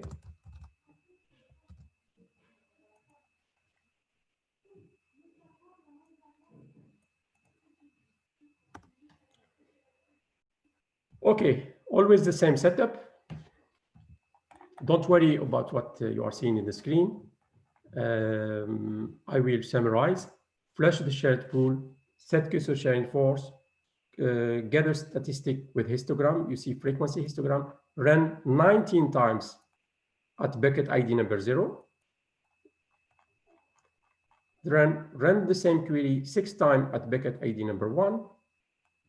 Remember why bucket ID number 1? Because I am processing 1000 rows. 5 times at bucket ID number 2. Verify that after all those execution, cursor is not yet bind aware, and the proof is that we have no rows in the $CS selectivity. Remember that once the cursor became bind aware, there is a row for it in the $CS selectivity. Check that, of course, cursor is bind sensitive but not bind aware. We have this picture of execution 19.6.5, still sharing the index and scan plan. And ask our function whether this picture 19.6 and 5 will mark a cursor bind aware.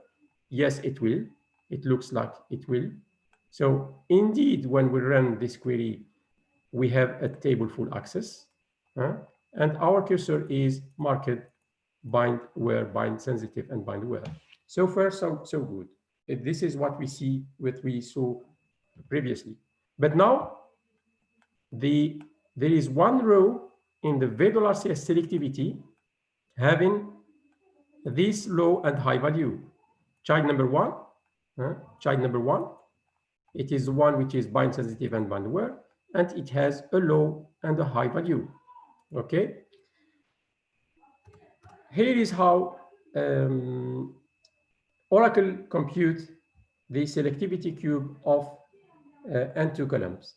You see, it uses user type histogram. I use T-SES table and N2 column. And for each value of the N2 column, I have a low and a high value, 1, 100, 1,000, 10,000, and 1 million. And this is what we call the selectivity cube of a frequency of a column having a frequency histogram. Okay, what do you remark when you saw the low and the high value of child number 1 and this picture?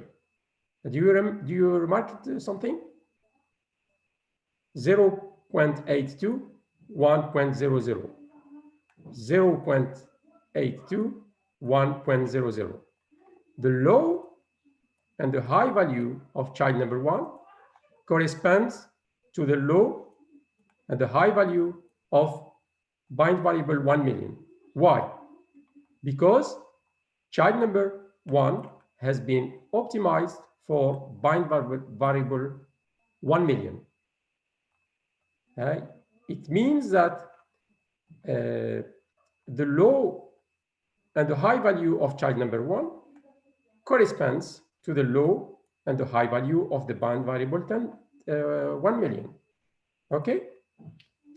What happened now if I run the same query, but this time with bind variable 1? Remember now, cursor is bind aware. At each execution, the extended cursor chain will peek at the bind variable value, get its selectivity cube, and check whether this selectivity cube is covered by an existing child number low and high range. Bind variable value 1 has this selectivity, 00001 and 0001. Obviously, the child number 1 doesn't contain this selectivity. So if I run the same query with bind variable 1, it will optimize a new child number with a new low and high selectivity. You see? Indeed, I executed with bind variable 1, and now I have a child number 2 with 0.0001 and 0.0001, which correspond to the low and high value of bind variable 1. Okay? What happened now if I run the same query, but this time with bind variable 10,000? 10,000 here has the selectivity low 0074991 and 0911655. There is obviously no child cursor here covering this low and high range of selectivity cube of bind variable 10,000. So if I run it, if I run the same query with the bind variable 10,000, it will compile a new execution plan, a new child number. Indeed, you see child number 3 has been optimized. Okay? But there is something worth emphasizing here. Have you already spotted it or not? See the low and the high value of child number 3, which has optimized for bind variable 10,000, and see the low and the high value of the selectivity cube of bind variable 10,000, 00074 and 0091, 00001 and 0091655. The low value of child number 3 is not the low value of selectivity cube of bind variable 10,000. Why? Do you know why? I will tell you. Because when Oracle optimized child number 3 here, child number 3 here, it realized that it ended up by having the same execution plan at child number 2, like child number 2. You see, this plan has value, and this, the same plan has value, and the current scan, and the current scan. When it realized that the new child number 3 is the same as child number 2, it automatically canceled child number 2. You see, is shareable here of child number 2 is no, and it kept child number 3, but it has enlarged its low and high selectivity by putting the low selectivity of child number 2 into the low value of child number 3, so that bind variable or selectivity low of high of child number 2 will be included into that of child number 3. Okay, and the last case is what happens if I will run the query now with bind variable 100 here. 100 here. It has 000075 and 00092. And this selectivity is included here. So obviously, if I run the query with bind variable 100, it will share the child number 3. Okay, child number 3. But before running it, I printed the number of execution done at child number 3. 1 execution. If I run with 100, normally if it will share the child number 3, you will see that execution will be incremented to 2. Yes, you see? Because the selectivity cube of bind variable 100 is included into that, or into the low and the high value of child number 3, Oracle decided to share the child number 3 and run the query 2 times. Okay. We are almost at the end of the presentation. Now I'm going to show you how to cancel ACS, because sometimes we need to cancel it. We can cancel adaptive keystroke sharing using locally using the no bind aware hints. We can also change the default value of the 2 hidden parameters governing the adaptive keystroke sharing and extended keystroke sharing. We can indirectly preempt ACS to kick in by preempting it from peaking at bind variable value simply by setting the hidden parameter of peaked by variable to false. And finally, my preferred way of canceling ACS is to fix the SQL plan management to fix only a single execution plan. But however, this is only valid as from Oracle 12c release 2. Let's demonstrate this.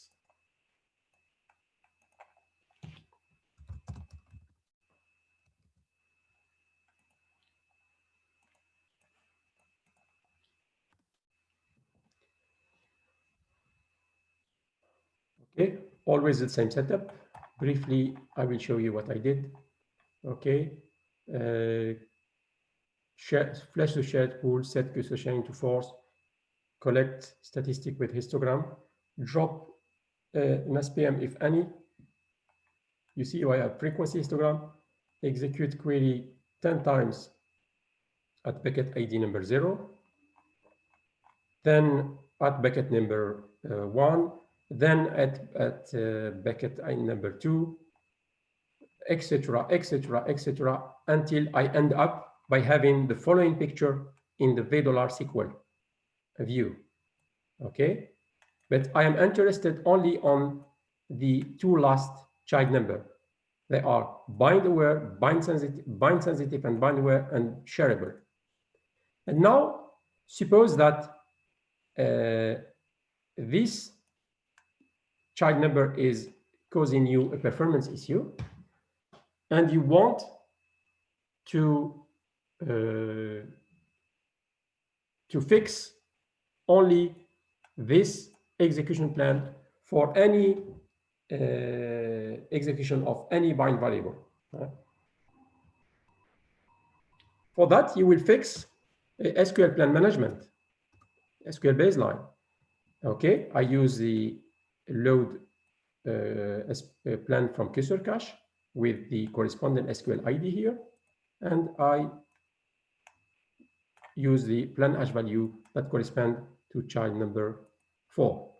You see, we have loaded one plan into the SPM baseline. And now let's run my query here. You see, it is using SQL plan baseline. So far, so good. But what happened behind the scene is this. Remember, child number 1 and child number 4, bind sensitive, bind aware, and shareable. After I have fixed a SPM plan baseline and run a simple query here, what happens? I have only one shareable plan, which is not anymore bind sensitive nor bind aware. And the child number 4 has been deleted from the memory. Okay, and I think if you look carefully, also the child number 1, which was bind sensitive and bind aware, has been deleted. Why? Because this child number 1, which is using the SQL plan management, has only one execution.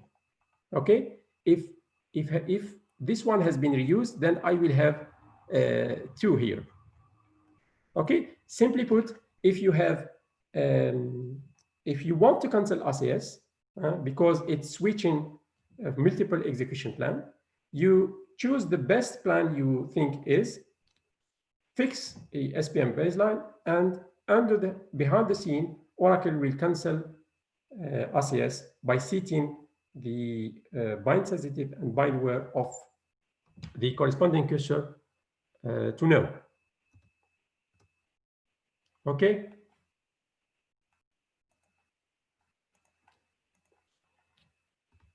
So now the last step of the presentation, I want to give you my opinion.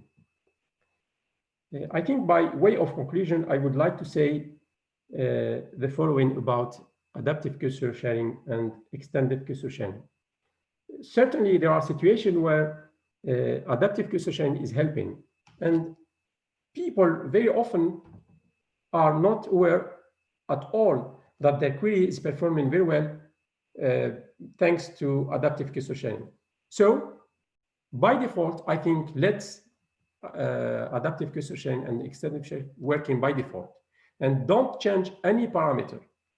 However, when it starts causing performance pain, you should imperatively be able to diagnose this pain and to clearly show its relationship to adaptive cursor sharing.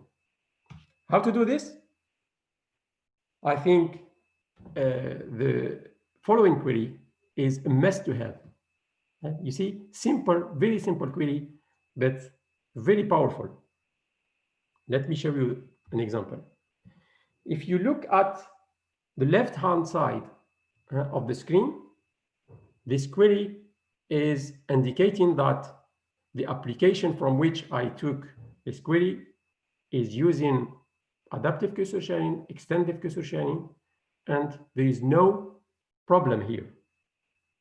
But if you look at the right-hand side, by the way, it's taken from a real-life running system, you see that the first query is dramatically damaging the performance of the application. There's almost 17 million of rows in the V$CS selectivity for this cursor. Imagine one thing. You have this cursor on the left-hand side, which is bind aware. So at each execution, Oracle will pick at the bind variable, go to the V$CS selectivity view, and issue a select on a table for this SQL ID, which contained 17 million of rows, and multiply this by the number of execution done by this SQL ID, and you will see that you are adaptive extended cursor sharing is really causing a performance issue, and you need in this case to cancel it. And the best way to cancel it, if you are in 12c release 2 or later, is to fix a SPM plan baseline. But before doing that, to be sure that the non-sharing of execution plan is due to the extent depth cursor sharing of or ACS, you can use tunnel podder script non-shared, and it will show you if the reason for non-sharing is due to extended cursor sharing, you will see the bind equivalent failure. Okay. Bind equivalent failure is when Oracle uses the selectivity cube of the bind variable and fails to find a corresponding child cursor in the VEDOR equal selectivity covering with a low and a high range covering the selectivity cube of this bind variable. Okay, and finally, this is the adaptive cursor sharing triggering diagram. If you don't use bind variable, forget adaptive cursor sharing. If your cursor is not bind sensitive, forget adaptive cursor sharing. Your cursor will become bind sensitive if it uses a predicate with histogram, or an equality predicate with histogram, or range predicate with simple statistic, or a partition key. Once it is bind sensitive, if it is not bind aware, then forget ACS. But when it is bind aware, using the 3 rules we explained, the extended cursor sharing kicks in and, peaks at the bind variable value. Check if its selectivity is between low and high value in the VEDOR ACS selectivity. If found, then share the corresponding plan. If not, then compile a new plan and insert it or update it into the VEDOR ACS selectivity. And by the way, don't forget to always keep a careful eye on the number of cursors that you can find with this query in the VEDOR ACS selectivity. Okay, thank you. Ricardo, if any question, then please share. Hello, just a moment, let me see. Okay, we have one question. Yes. Why does Oracle continue to add rows to VDOLA SQLCS selectivity for each bind variable when the execution plan is probably not different for each new value, instead of extending the low high range of the already existing row? Maybe it's easy for Oracle to because to set the cursor to non-shareable, create a new one and adapt the selectivity low and high instead of keeping the child number 2, for example, and updating the low and the high value. Maybe I think it's the reason for which Oracle has decided to create a new child number instead of keeping the first one when the 2 execution plans are identical, I think. Okay, thank you. There is another one. How does Oracle random bind picking in case of cursor sharing equals exact? Sorry, what? How does Oracle handle bind variable picking in case of cursor sharing equals exact? When it is when the cursor is set to exact, it depends on your application, whether you are using bind variable or no. If you are not using bind variable, you are using literal, and for each execution, Oracle will pick at this literal value and optimize a new plan. But if you are using bind variable, then it's the same thing as if you're setting cursor sharing to false. Okay. Mm-hmm. Okay. There is another one. Yes. Does using bind aware hint means that Oracle will bypass the warm-up phases and go directly to ACS phases? Yes.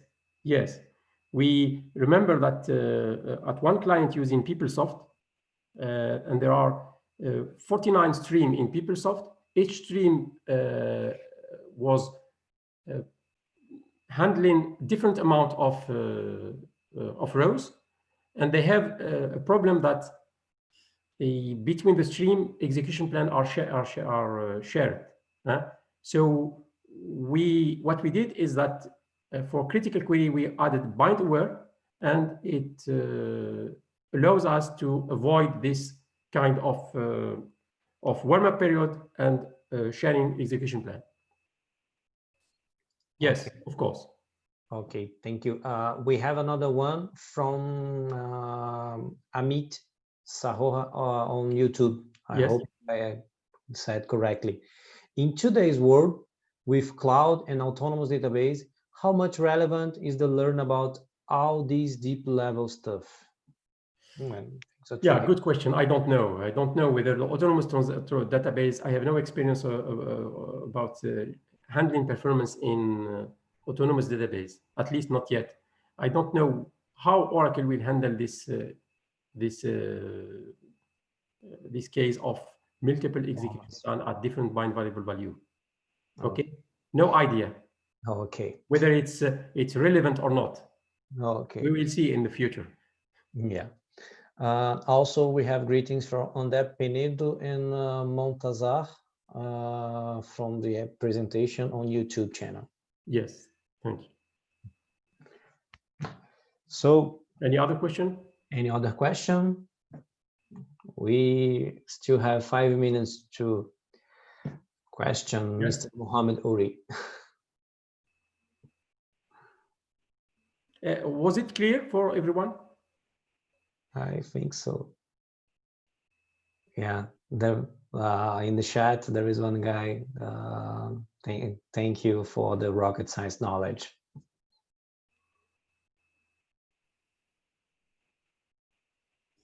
Okay, you are welcome. Yes, there is a lot of people. Thank you for the presentation on the chat right now. Yes. You can follow up later on.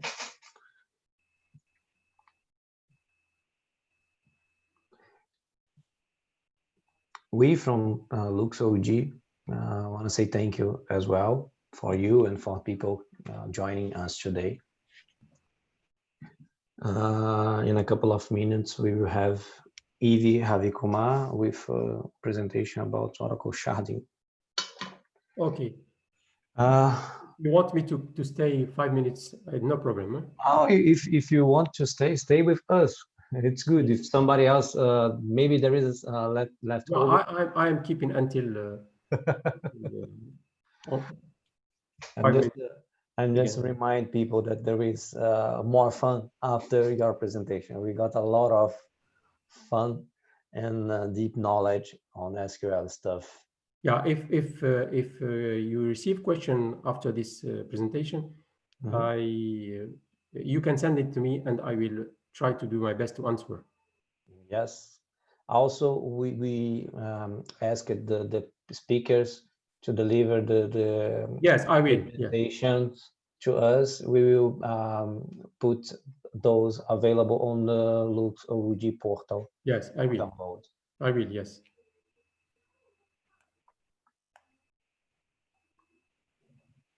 Yeah, Dimitri is also thank you on the chat.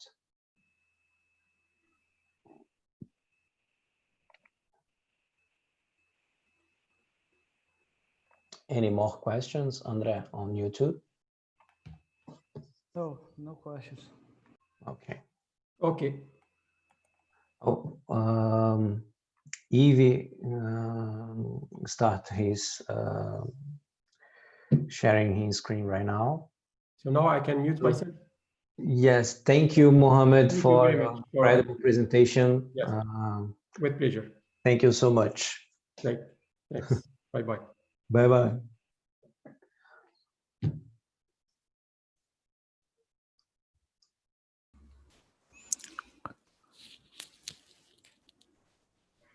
Yeah, able to hear me? Yes, very clear, Eve. Welcome to the LuxOUG. Thank you. So can we start? Yes, please. I will mute myself right now and okay. I will be around if you need something. Okay. Okay. Thank you. Thank you. So, good morning, good evening, some part. Um, so today we are going to discuss and talk about Oracle sharding. So thanks for the opportunity, LuxOUG, Virtual Tech Days.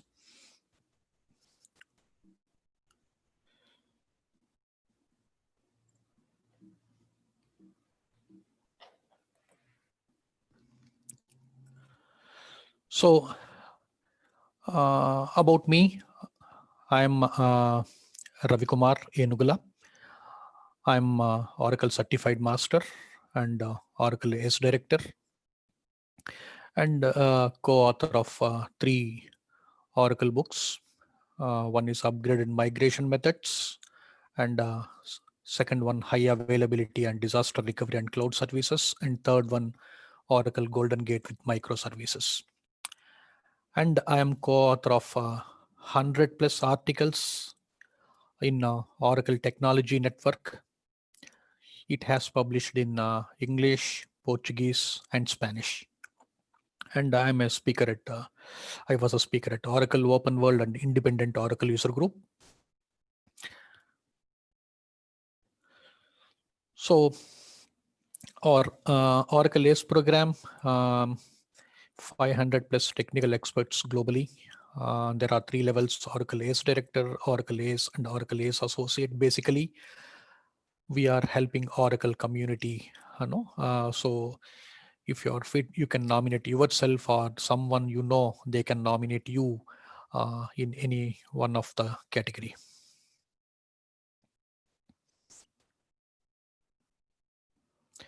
And today's agenda, what is sharding and the underlying architecture, what are the benefits and deployment models, how Oracle Exadata can leverage sharding architecture, and what are the methods and how we can deploy sharding in our database.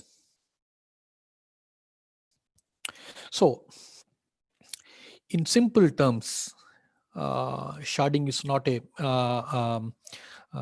new feature. Already some of the NoSQL databases are using, but Oracle has introduced sharding with RDBMS capabilities. So in simple terms, we can say it is a database architecture. The data is horizontally in different databases. So we will have one database splitting into smaller databases.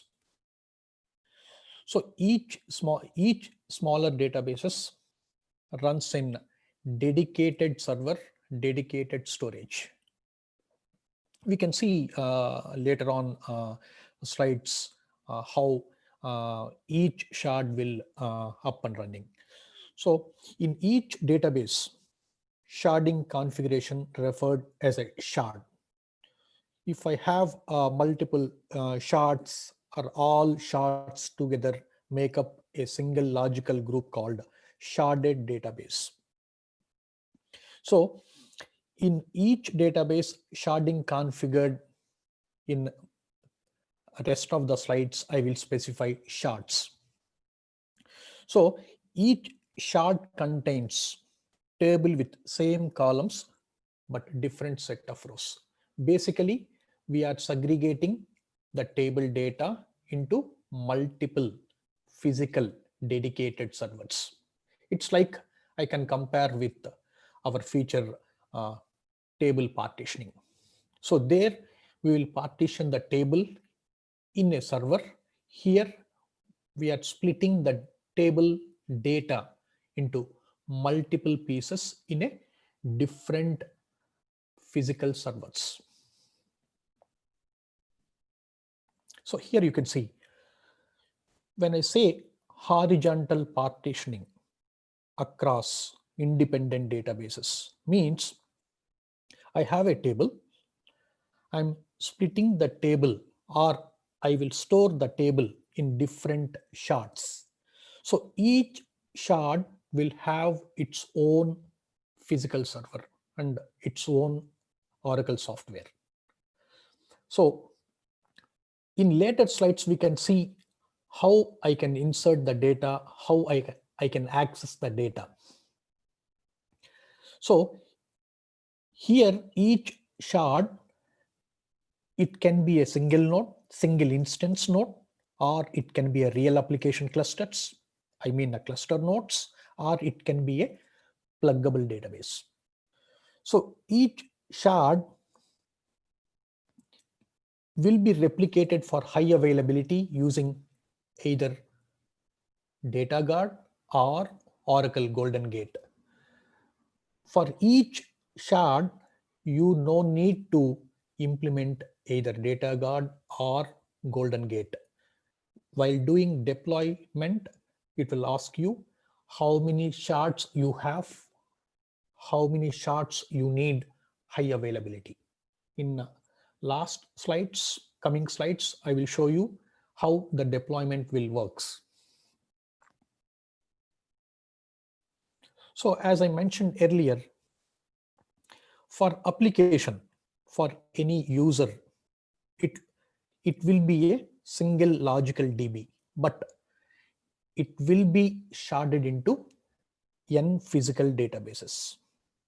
So here each shard will have its own CPU, memory, disk, and software.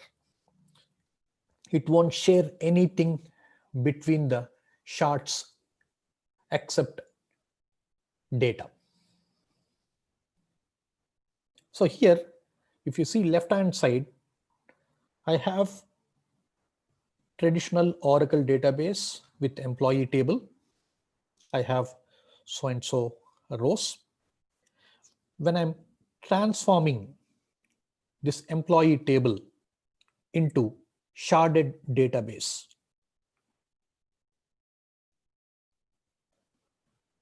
based on condition, based on sharding key, based on application requirements, based on application configuration, it will split my complete employee table into two different sharded database. In right hand side, you are able to see the employee column rows, and left hand side, we transformed traditional Oracle database into sharded databases. In middle of the diagram, you have sharded catalog. Here, catalog will have only employees metadata. It won't have any employee table related rows or transactions. So whenever the application transforms or pushing the data, it has to come through sharded catalog. From there, it will go to respective sharded databases. So the catalog database, it will have only the metadata. Your sharded databases will have transactions.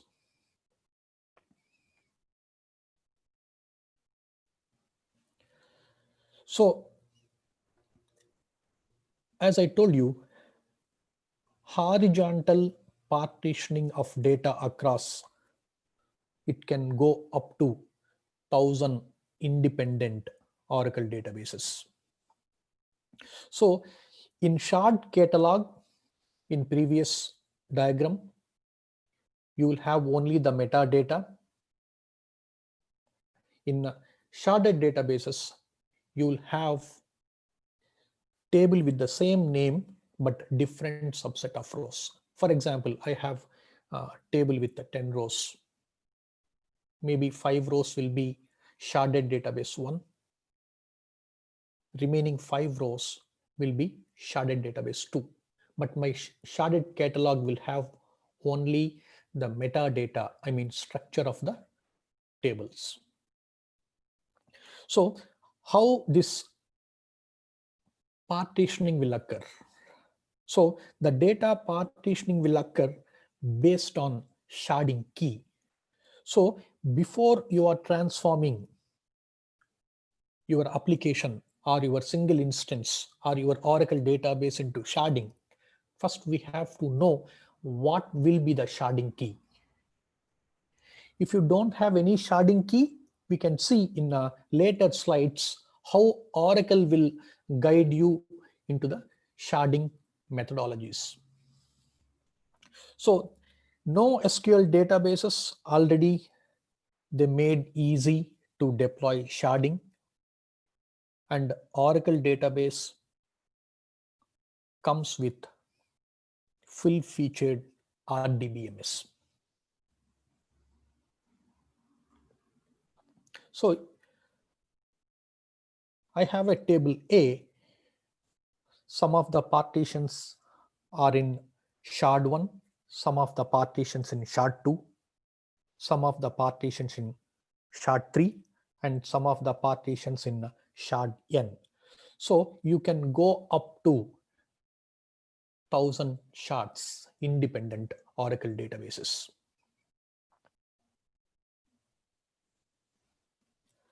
So there are compatibility requirements for shards.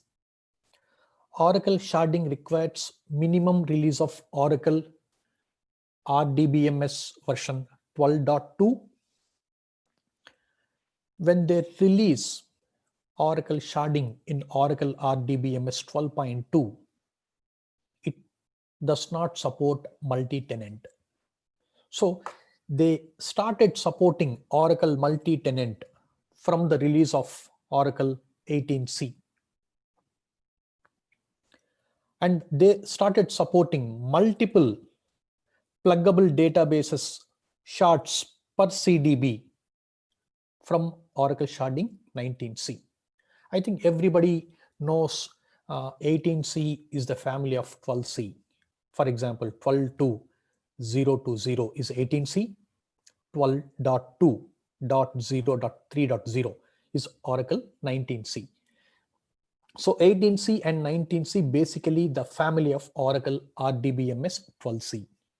So from 19c, it started supporting multi-tenant with multiple PDBs shards per CDB. So you can see the evaluation of Oracle sharding. They started with 12.2 and 18c they started rack sharding and PDB sharding, and 19c they started multiple PDBs shards per CDB, and 20c you can say multi-shard DMLs, and they are introducing sharding advisor and identification of sharding key. We will discuss before implementing Oracle sharding what are the steps or what are the prerequisites application has to do to find the shard key. If you don't have from 19c, it will automatically identify the sharding key. So even federated sharding is available from Oracle 20c. So I have a customers table, one mission critical database. I can place each shard in a different geographic zones. For example, customers data related to North America, I can place in a cloud. Customers data related data in customers table, I can place in Europe in on-premise. Customers data related to customers of Asia, I can place either on-premise or hybrid or cloud. So these are the benefits. You can place the data based on geographic using sharding. So the capability, extreme scalability or capability, for each shard, I can add dynamically shardings to the customers related to NA, customers related to Europe, customers related to Asia. When I'm doing any rolling upgrades, it won't affect the rest of the customers. For example, I'm doing rolling upgrade for customers Asia. It won't impact customers Europe and customers NA, because we have seen in the beginning of the slides, each shard won't share anything. So it will have its own physical server, its own related Oracle softwares. It won't share the storage also. So the rolling upgrade, when you're doing adding sharding for scalability, if you're doing any downtime activities for customers Asia sharding database, it won't impact other customers in our sharding architecture.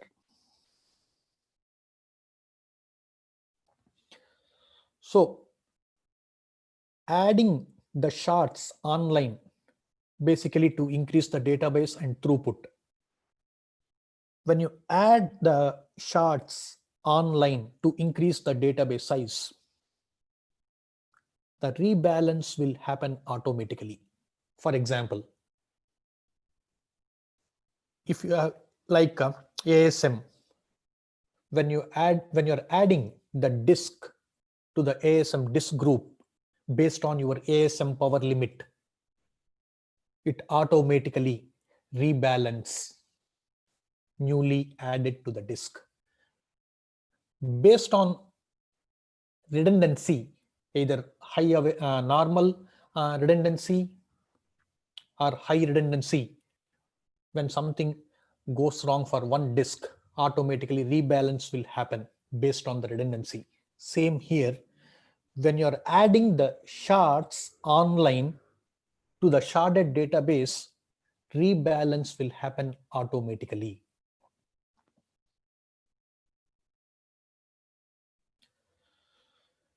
So I have 3 shards. When I'm adding new shard, automatically the rebalance will happen. So instead of 3, now it is 4 with rebalanced data.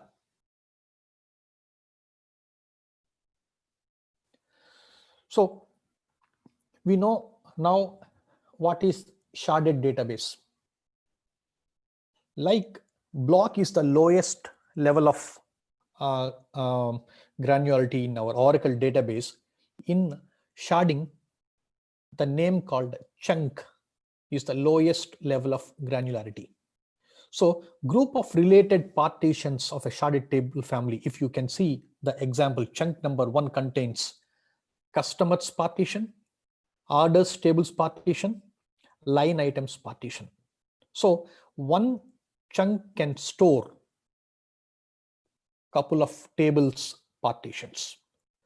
So if you want to like moving the table space, adding the data file related to Oracle database, like here the moving is ensured automatically or DBA can manually do it.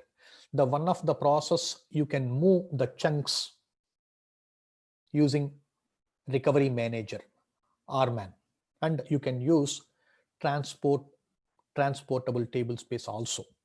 So here I can compare. The block is a lower level granularity. Here in shardings we can say chunk is the lowest level of granularity. So each chunk can store multiple partitions of different sharded tables. So the flexibility for deployment, sharding, either you can go for on-premise, either you could go for complete cloud, or you can go for hybrid cloud. Again, in that, you can go for single instance, you can go for multi-tenant, I mean pluggable database, or Oracle Exadata, or it can be cluster of nodes, nothing but RAC. So even Oracle Exadata started supporting the sharding, and we know Exadata is completely pre-tested, pre-configured by Oracle, and it have capabilities of smart scan, flash cache, hybrid columnar compression, storage index. So all these capabilities of related to query offloading, it will holds good for sharding also. And based on sharding's features and Oracle Exadata storage cells features, it will be a robust system for sharded related applications. So what are the benefits?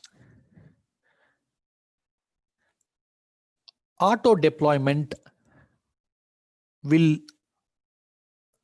allow you, or it will do the high availability disaster recovery configuration for you.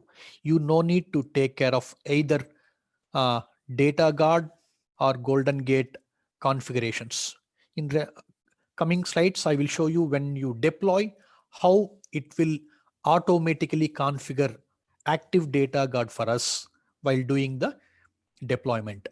And we know we have multiple sharding methods based on the application, and centralized schema maintenance. Schema will be maintained in only one place, nothing but shard catalog.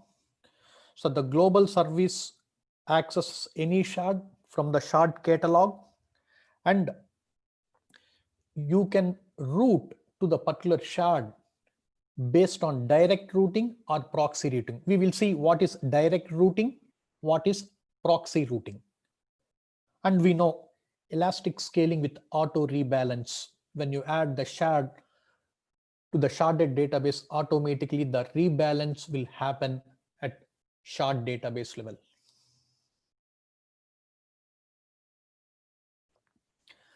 And the high availability features, compression and advanced security, online schema changes, everything holds good for Oracle sharding. And the major difference between NoSQL sharding and Oracle RDBMS sharding, it will guarantees ACID properties and read consistency. And rolling updates, we saw that it won't impact other shards.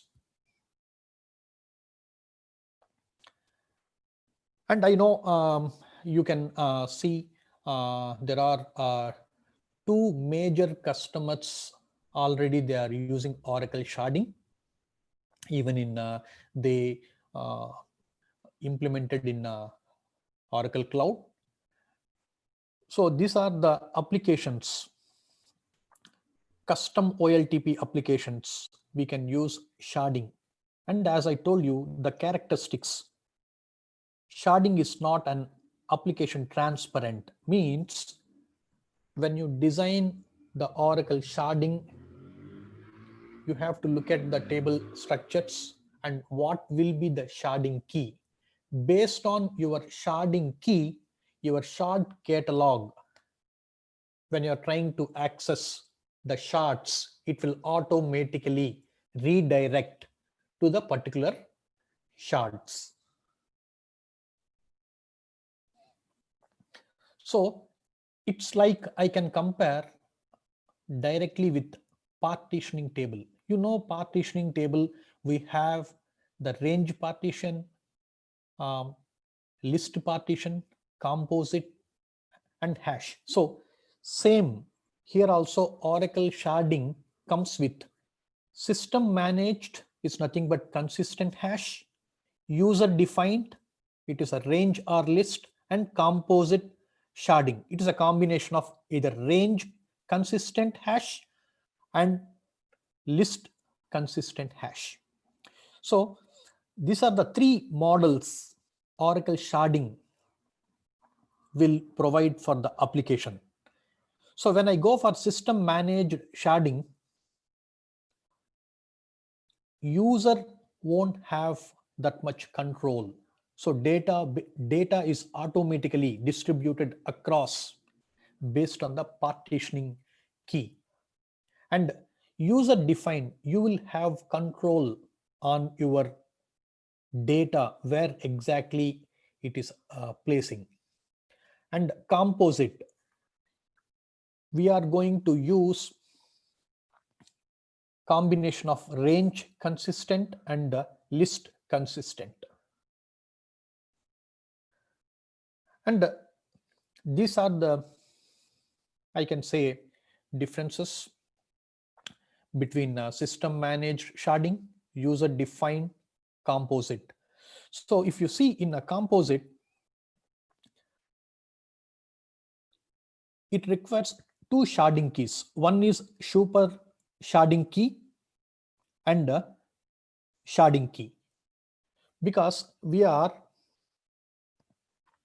providing two levels of data organization based on range consistent or list with consistent.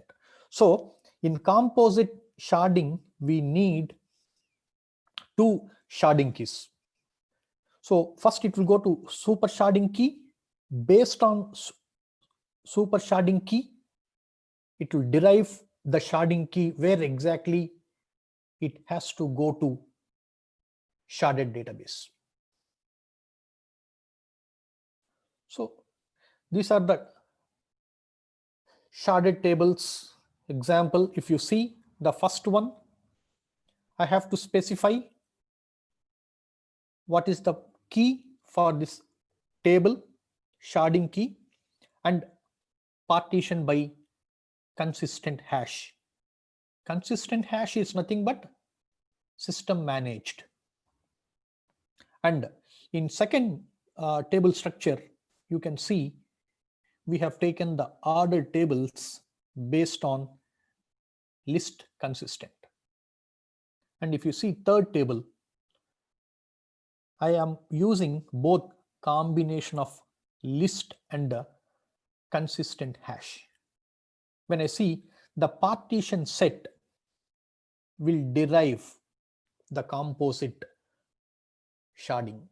So I have two sets based on my partition by consistent hash and partition set by list.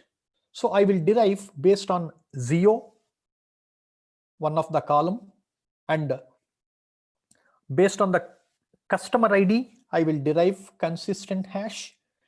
Based on these two, partition by list on geo column, partition by customer ID based on consistent hash, I will derive the composite sharding. So when you are configuring, for example, when you are configuring two sharded databases, you have to concentrate only two sharded databases. For you, the physical standby setup using either Active Data Guard or Data Guard based on licenses, it will automatically create and configure disaster recovery for each sharded database for you. That is the biggest advantage of Oracle sharding. You no need to set up disaster recovery, I mean Active Data Guard setup for your sharded databases.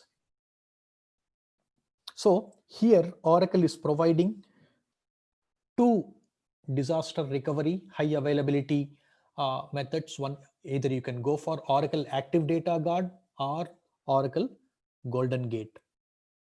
And if you want each shard database will be highly available, you can go for cluster nodes for each sharded databases using RAC. So we are talking about shard catalog, shards, sharded database. So what are those? So we can see overall the components. One is global service and shard directories, connection pools, shard catalog, and shards in shard database.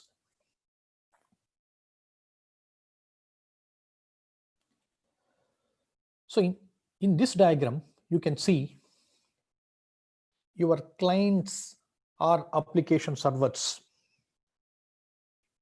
pass a sharding key based on table and based on application.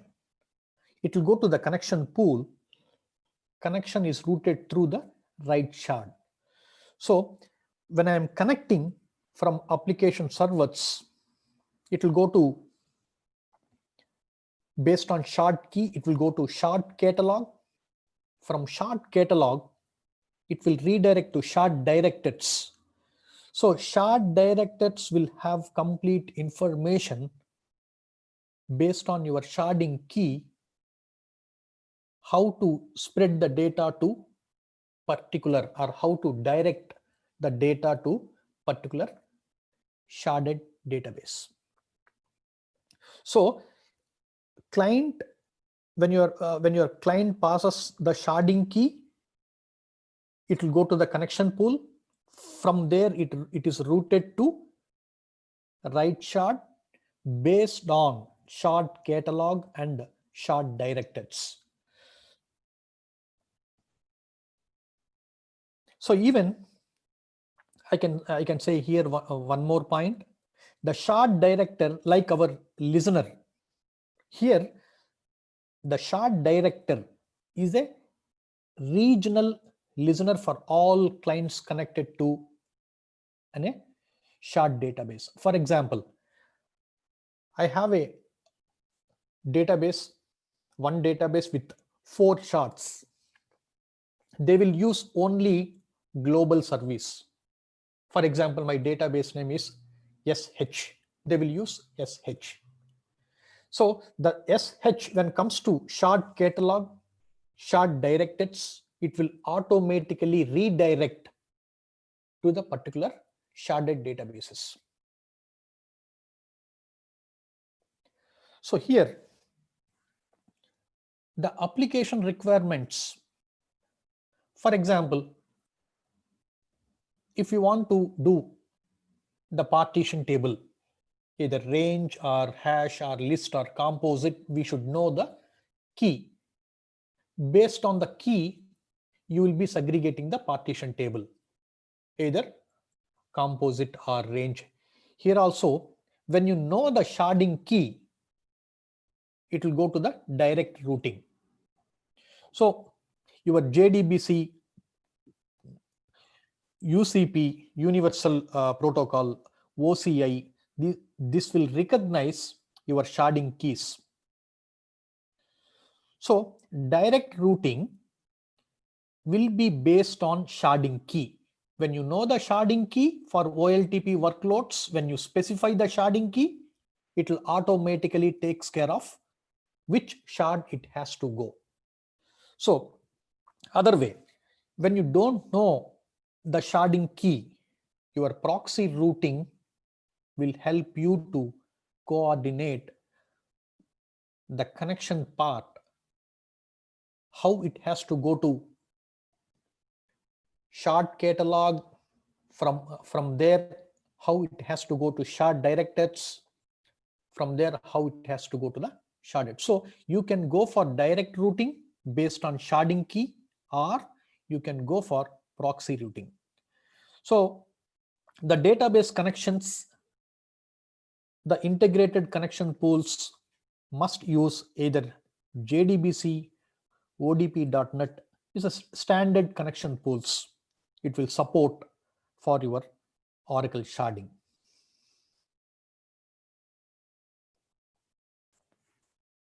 So in my server, one of the customer POC, I have created two primary shards. Shard 1 you can see in the middle, host SH1 and SH2. So I have configured two shards, shard 1 and shard 2, and I have a left hand side shard catalog, and the right hand side, as I told you, when you deploy the sharding technology based on number of shards you are derived, or based on number of shards you are going to configure, automatically the deploy will take care of your active data guard implementation with data guard broker, and it will enable fast start failover, FSFO. So you no need to configure either active data guard or Oracle Golden Gate for disaster recovery. Your deployment command will take care of automatically, especially active data guard. It will configure data guard broker. On top of data guard broker, it will enable fast start failover, FSFO, for your sharded databases. So we'll see when you execute deploy how it works. So here for me, something is missing in this diagram. For example, shard catalog is the complete metadata, is a single point contact for your application servers, for your clients. If something goes wrong for your shard catalog, so anyway, Oracle is providing complete high availability. Even I can configure for high availability for shard catalog also. So if you see here, my shard catalog will have standby also using data guard.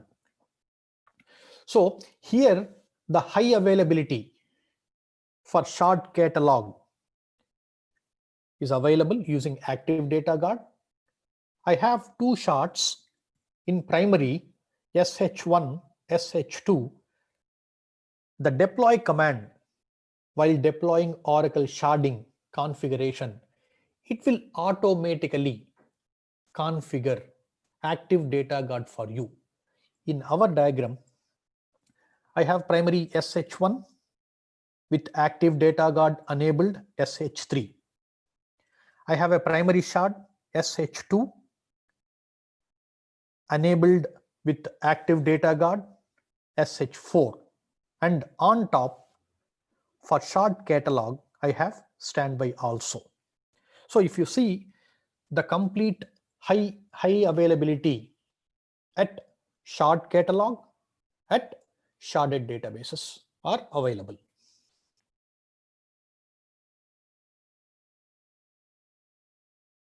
Even if you want the shard catalog, till now we have seen single shard catalog database. If you want the shard catalog should be in RAC, if you want to implement real application clusters, you can go for it. So in that case, you will have two instances at primary for shard catalog and two instances at standby for shard catalog in disaster recovery system. Between these two, we will be enabling by default when you deploy data guard. So I have secured my shard catalog with single point of failure with cluster nodes, and I have secured my shard catalog with disaster recovery services using either active data guard or golden gate.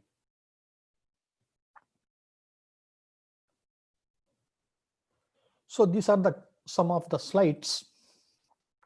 If you want to go for Oracle sharding, you need a piece of software called GSM.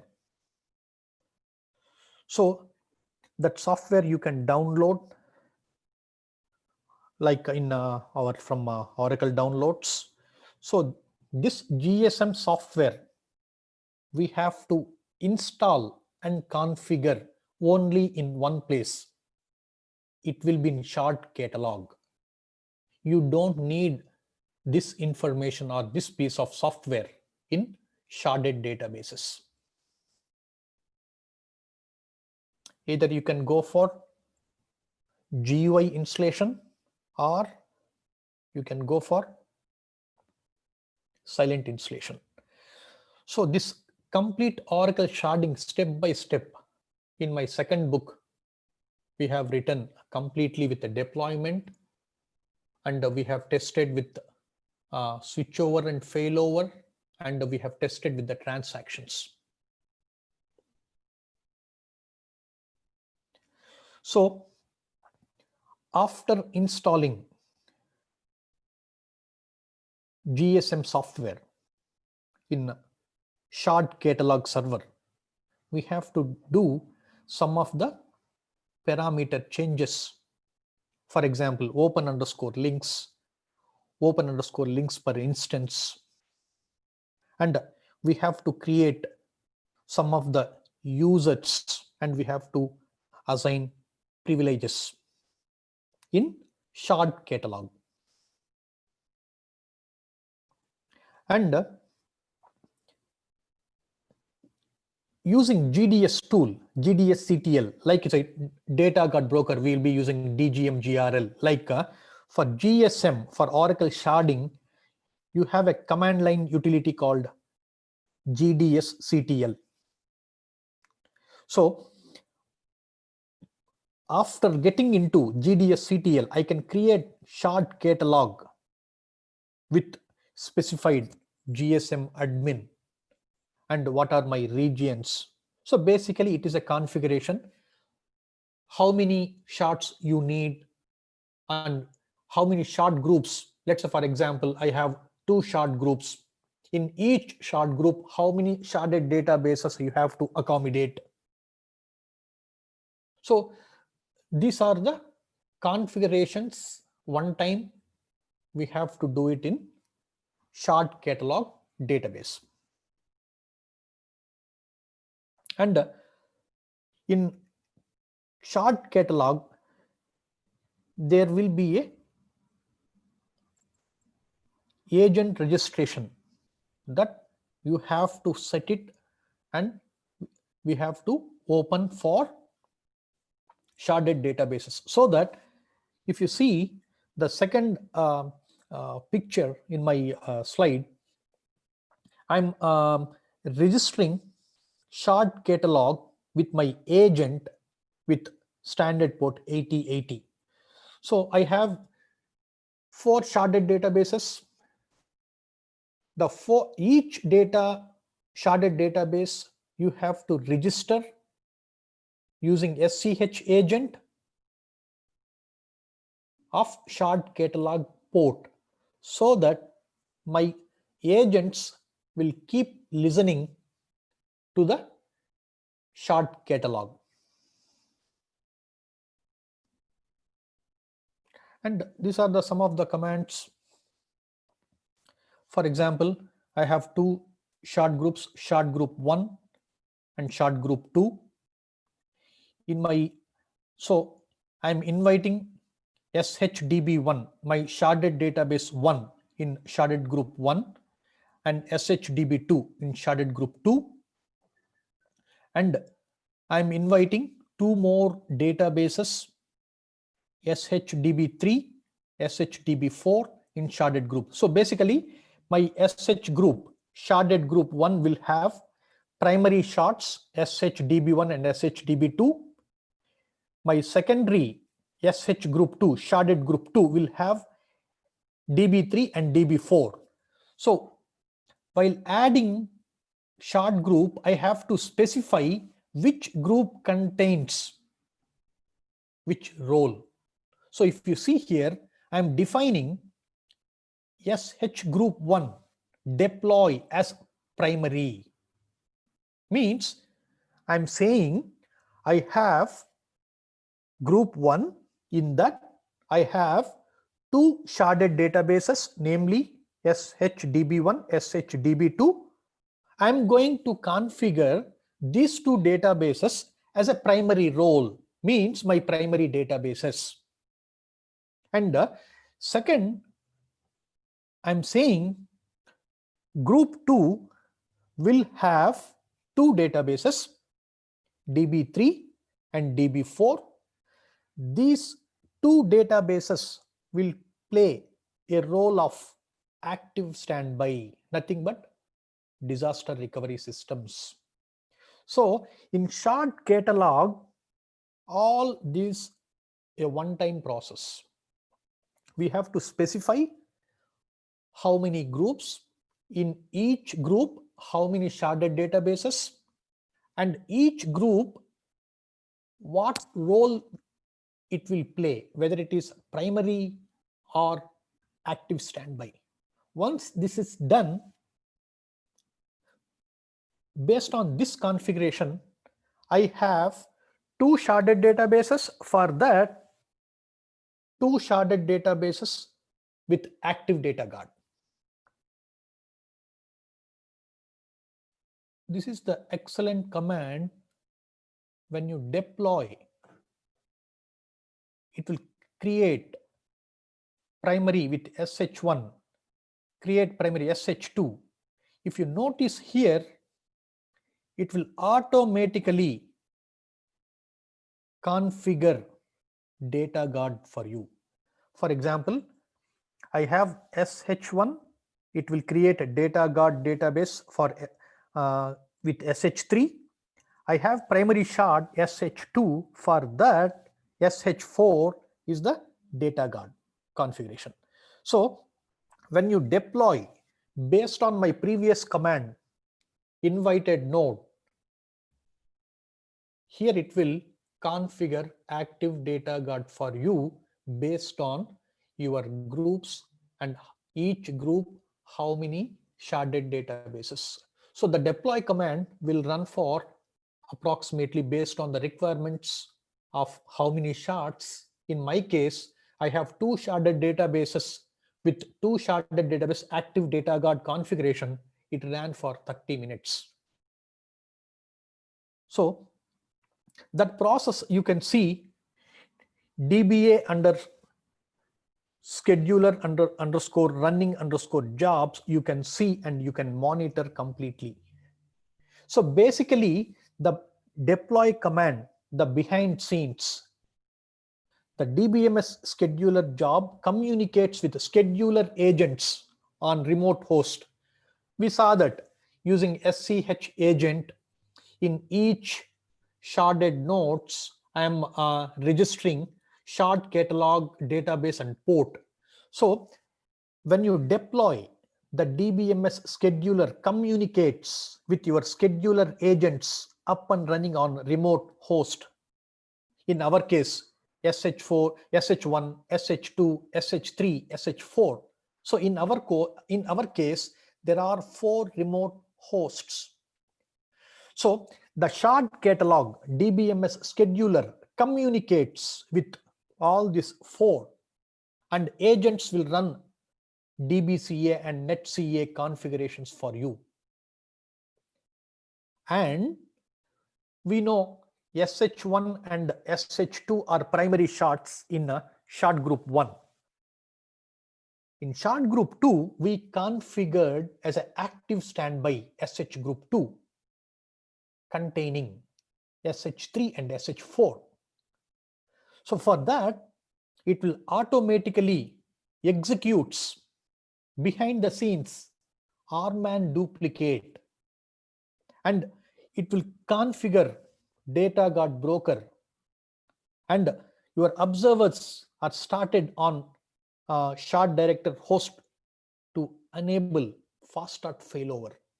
So RMAN duplicate data guard broker configuration and your fast start failover enable, it will happen behind the scenes of deployment command.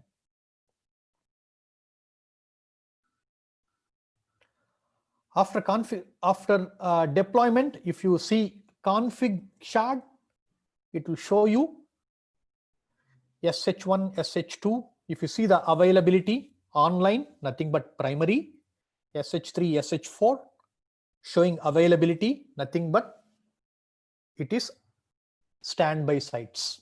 And if you see the databases, you can see the SH1 role with the primary instance, SH2 role with primary instance, and SH3, SH4 standby instances.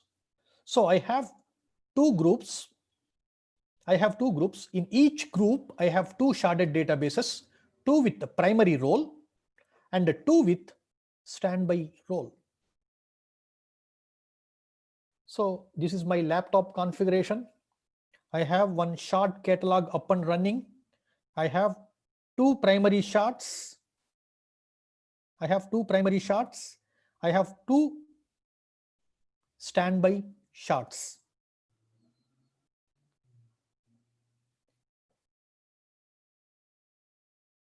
You can see the status through GDC, like we are using DGM, GRL, we are using SQL plus, we are using, if it is accepted, as cell CLI, all those command line interfaces. Like for Oracle sharding, you have GDSCTL. You can see the status using status database. So here, I want to enter the transactions and I want to see where it is going. So I entered the transaction in shard catalog, one of the transaction 0625 in shard catalog.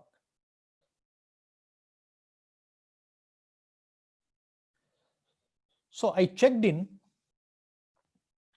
it went to my primary shard SH2 and automatically it went to my SH4 with read only with apply, means it is active data guard. So when I enter the transaction 625 from my shard catalog, my first transaction based on sharding key of books table, books ID, it went to SH2. Automatically the transaction reflected in SH4. In my case, it is a physical standby with read only with apply. Then I did one more transaction 626 from shard catalog. It went to my shard group 1 with SH1 database, my primary shard SH1. The transaction automatically reflected in SH3 with 626 book ID. Means for me, SH3 is the physical standby. For SH2, SH4 is the physical standby. We are doing this segregation in configuration, and we saw that how the deploy will create active data guard for your SH1 and SH2 based on your how many shards you have in your configurations. You no need to worry about, let's say for example, you have 500 shards. You no need to take care of active data guard broker with fast start failover enabled. So for this 500 shards, you have to configure how many groups you want, and you have to specify in each group how many shards you want. And you have to say the shard groups, whether it's a primary role or active standby, based on your configuration of sharded groups, sharded databases. Your deploy command will automatically configure RMAN duplicate with a data guard broker with a fast start failover. Then patching. You can do, because each shard won't share any storage, because it's a commodities server. It is a physical server located in different path based on your application, different world based on geographic. So when you do the patching, it won't impact other sharded databases. So you can do the normal patching. You can go for patch on sharded database, or you can patch Oracle Data Guard with a rolling fashion. You can patch if you are using, instead of active data guard, you want to replicate the data between SH1 and SH3, SH2 and SH4. You can go for Oracle Golden Gate also. So you have two choices for making disaster recovery. Either you can go for active data guard, or you can go for Oracle Golden Gate.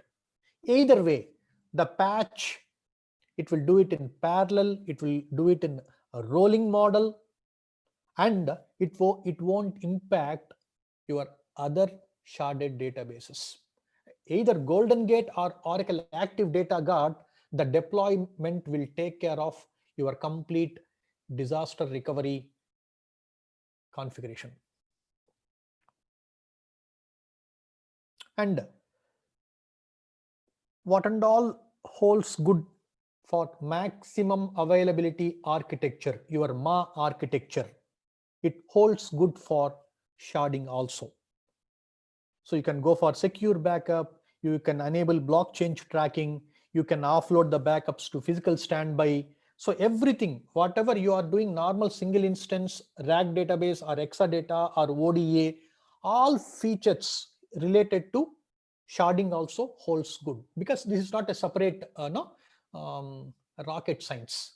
Just we are configuring based on GSM, the databases shards. So I hope you have got some idea what is Oracle sharding, what are the deployment models, what are the high availabilities, what are the capabilities of sharding. I hope you got some information on Oracle sharding. So yes. Any questions, yes. I can take it. Yeah. Thank you, Javi. We have 3 questions so far. Yeah. What is the scenario, for example, when you want to create data in several tables for a new customer ID? So new customer ID, it is, as I told you, the metadata will be there on the shard catalog. Normal database, how you are going to insert the data or configure for new customer ID, it holds good for Oracle sharding also. The only thing is, initial setup, you should know based on your application table, you should know the sharding key. Remaining and all as it is, how you are managing normal database, it holds good. Yeah. Okay. The second one is, how about licensing? Is the Oracle sharding paid as a feature, or it's, if we have active data guard, we can use it? Yeah. The licenses, when you are taking GSM software, and everybody knows that Oracle Enterprise Edition comes with Data Guard free, but Active Data Guard is an extra option. Yes. So I don't know how many people are aware of that. maybe Oracle also, you can check with Oracle also. When you go for Oracle Golden Gate, you can use Active Data Guard also, but not vice versa. So when you need this sharding, the minimum requirements is Enterprise Edition. On top of that, if you want to replicate your shardeds when you deploy automatically, you need either Golden Gate or Active Data Guard licenses. Okay. Yeah. And the last one, it's, does this mean that any transaction should be performed effectively on the shard catalog only or not? Correct. So good question. Good question. Most of the times we are sending either proxy routing or direct routing through the shard catalog, because shard catalog is the shard directors. Means when I know the sharding key, it has coming from which application server based on sharding key, either it is a direct routing or proxy routing, it has capable enough to send particular transactions to particular sharded databases. But the good question, I want to check whether you can directly insert. I think it is possible. You can directly insert to directly SH1, SH2 also. In some prerequisites are you have to fulfill. Yeah. Okay. So I would like to thank you so much for this incredible presentation. And also other guys, now it's time to leave the stage with Lonica. Thank you a lot, Eve, for this sharding deep dive. Thanks to LuxOUG. Thanks to all for my presentation. Thanks again. Welcome, my friend. Yeah, thank you.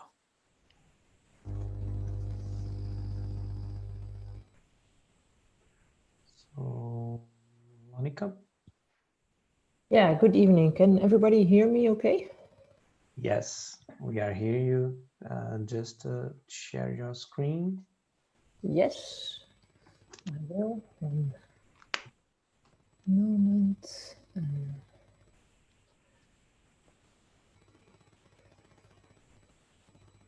me check.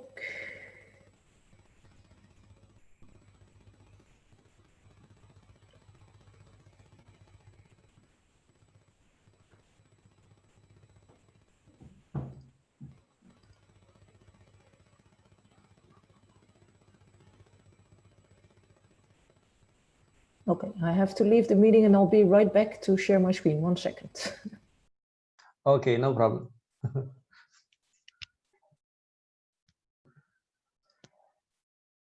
So we have a lot of good content for today. As Lonica is backing. Okay, he's joining again. She is joining as Zoom.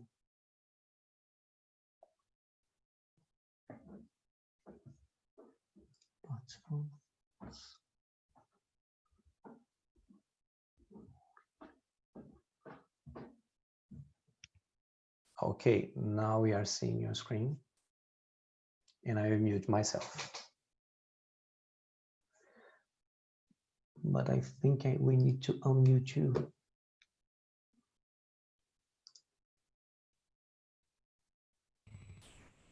Okay, now we are hearing you. Okay, good. Welcome everybody to my session about the Oracle blockchain platform as we used it in our product Doomay. I'm very happy to be here at the Luxembourgish Oracle user group. And check.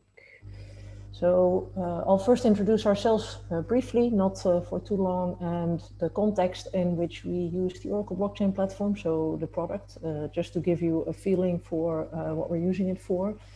Then I will briefly talk about the Oracle blockchain platform and show you the console. And then we'll dive into the technical setup of our platform to, again, give you a good view of how we use Oracle blockchain and what we use it for. And also, I think what's also interesting is what we don't use it for. And then I'll dive into the design decisions that we've made around the chain code and security. and some next steps that we're planning to do. Very brief introduction about our team. This is our team that's built the application. And we are Venster, we're a Dutch startup.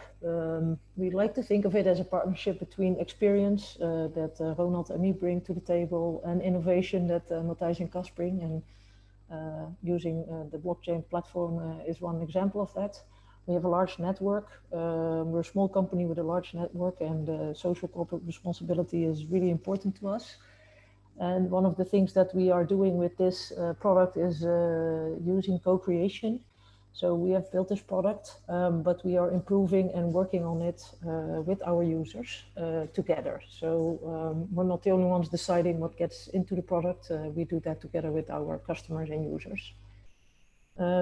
What am I talking about? It's a digital decision-making application called Doe mee in Dutch, which means participate, basically.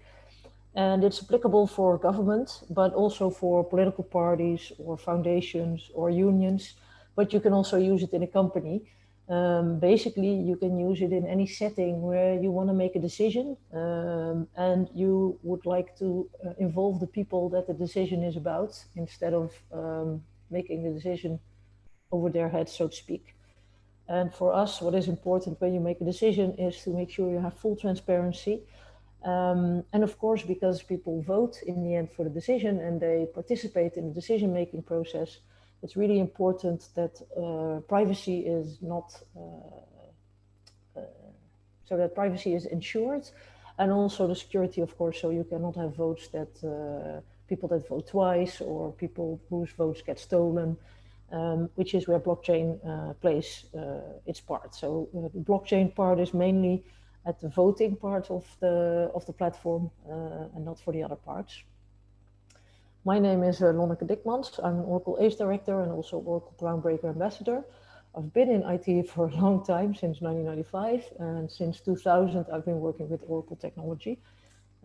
Started out more on the integration side of things, and now we move to a full native cloud development application.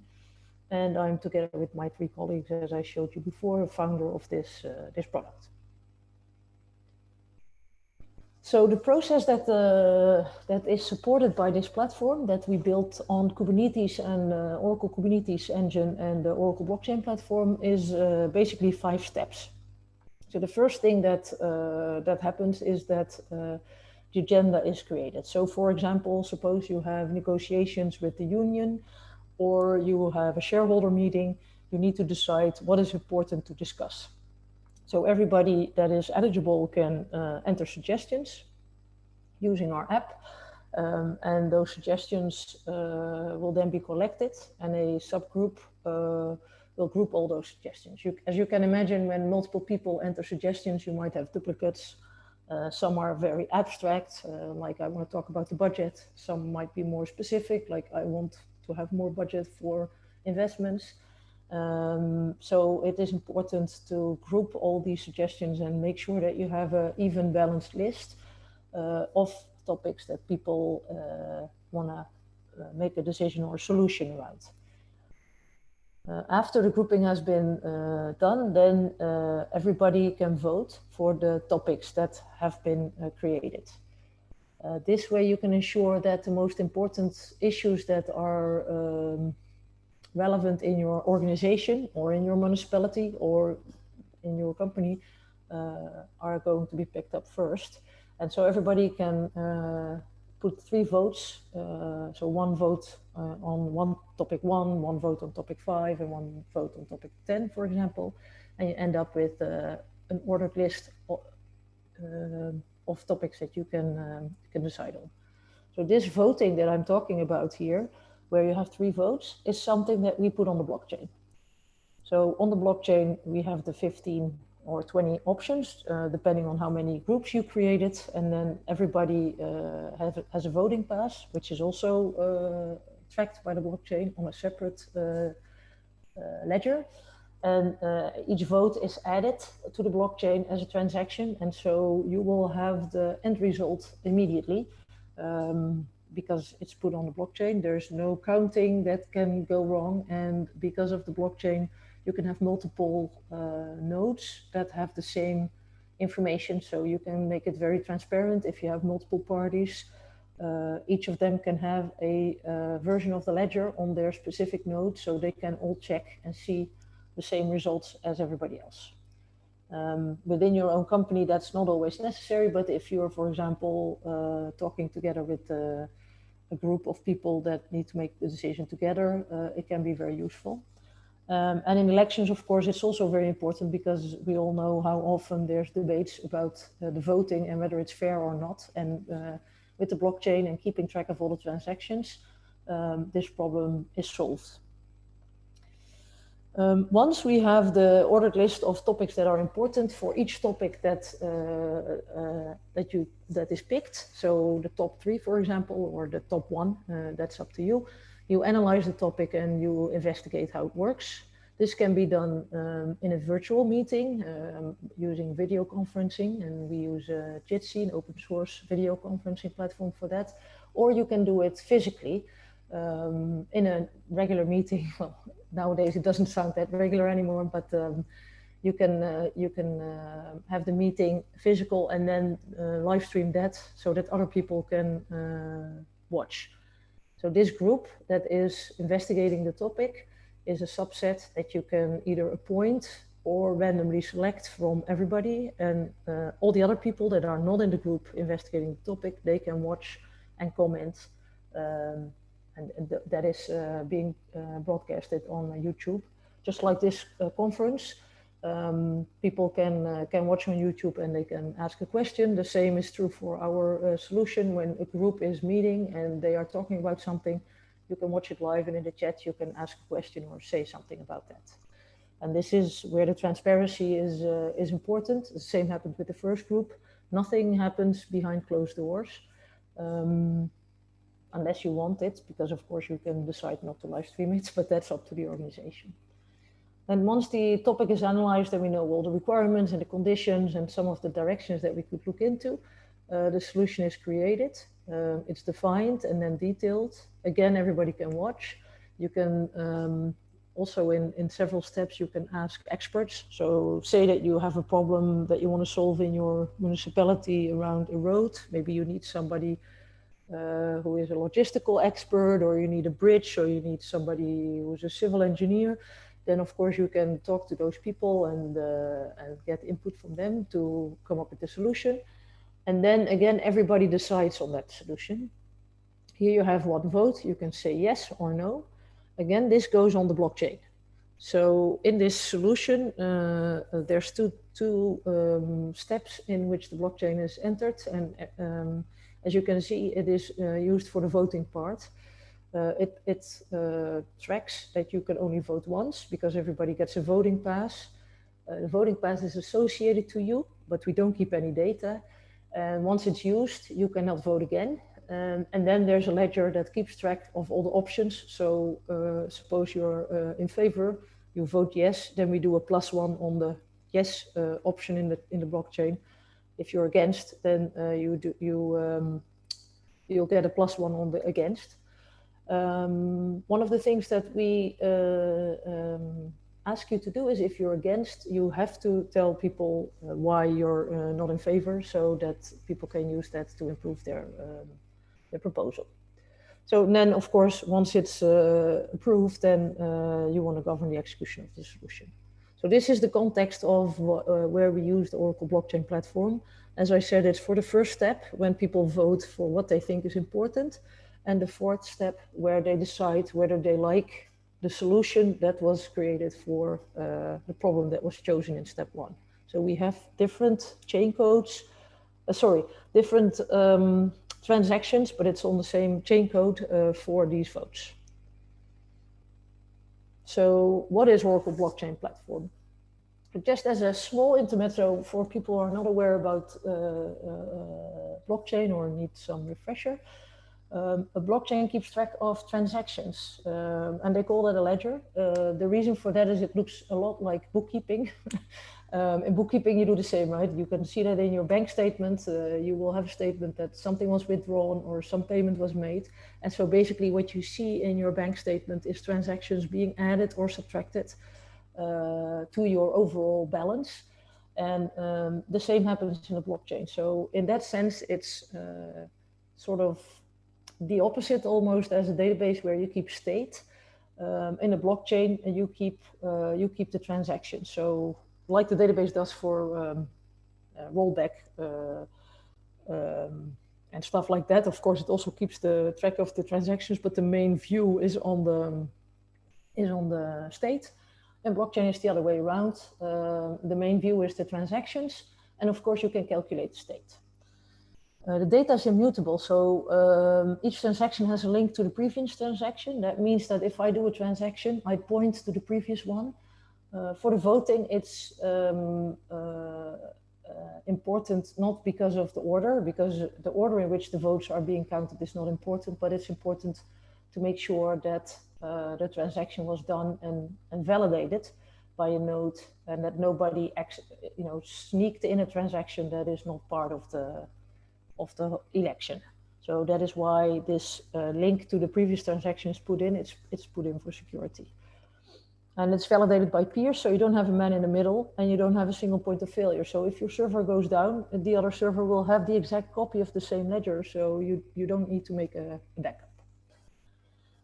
More specifically, the Oracle blockchain platform, which is also a blockchain solution, is based on Hyperledger.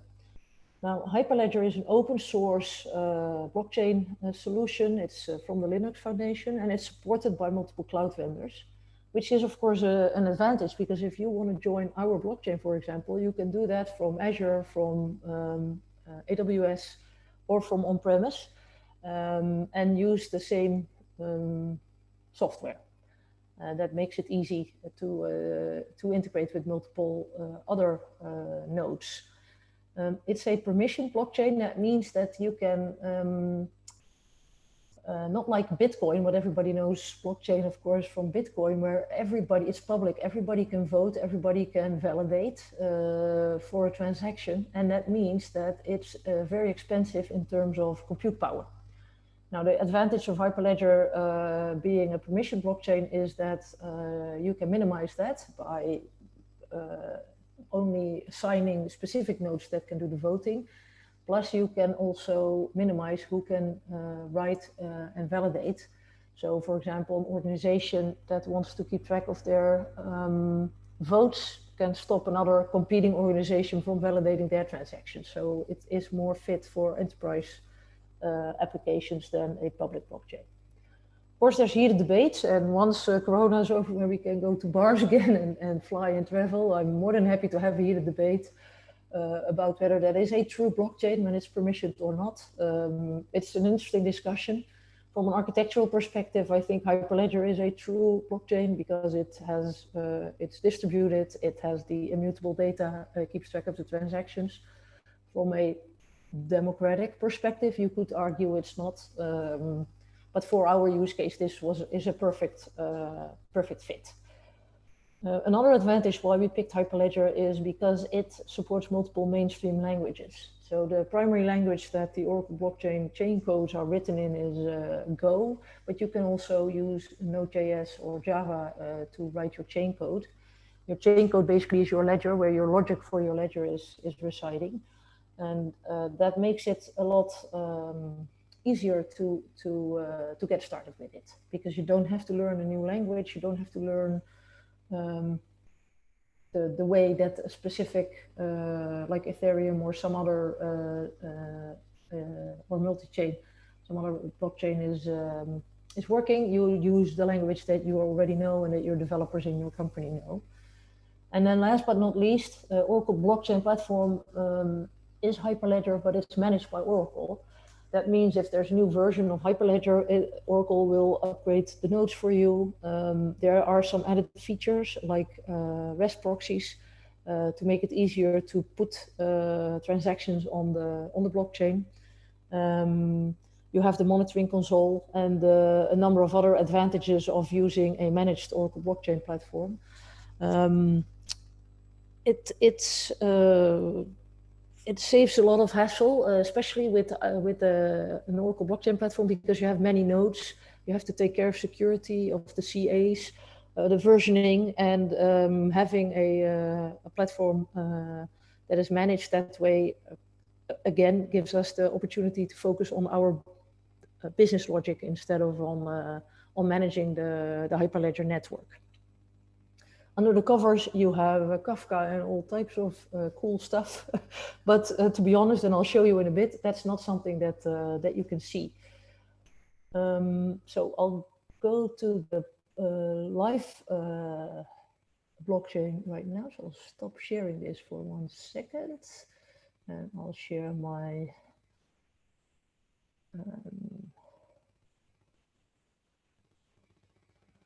let me check that I have the right one here.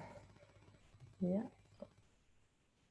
Here's my console. Now let me see that I can share this with you. I think it should be this one.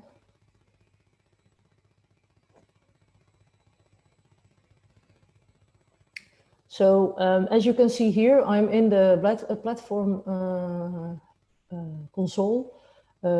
It keeps track of your nodes, the CPU, the memory, and the disk that you're using. And this is a trial one. This is not our production site, obviously. As you can see, you have some peers here, one orderer, and there are 4 chain codes deployed. If we go to the chain codes, the last one that have been votes on is, for example, on the topics that you could vote for. You can see that even today we had 3 user transactions. And so we were talking about how it keeps track of transactions. So you can see the transaction ID here and some arguments that we sent and an endorser that was used to make sure that this transaction could be put on the blockchain. So I'm not going to dive into this in too much detail because I can fill out the whole session, of course, to explain the Oracle blockchain platform. And I was going to talk about the use case here and our design decisions. But this console gives you a good overview. And of course, you have logging and other things. You can add organizations, you can add peers. And as I said, it's managed by Oracle, so you don't have to worry about upgrading your Hyperledger. I'll go back to my presentation.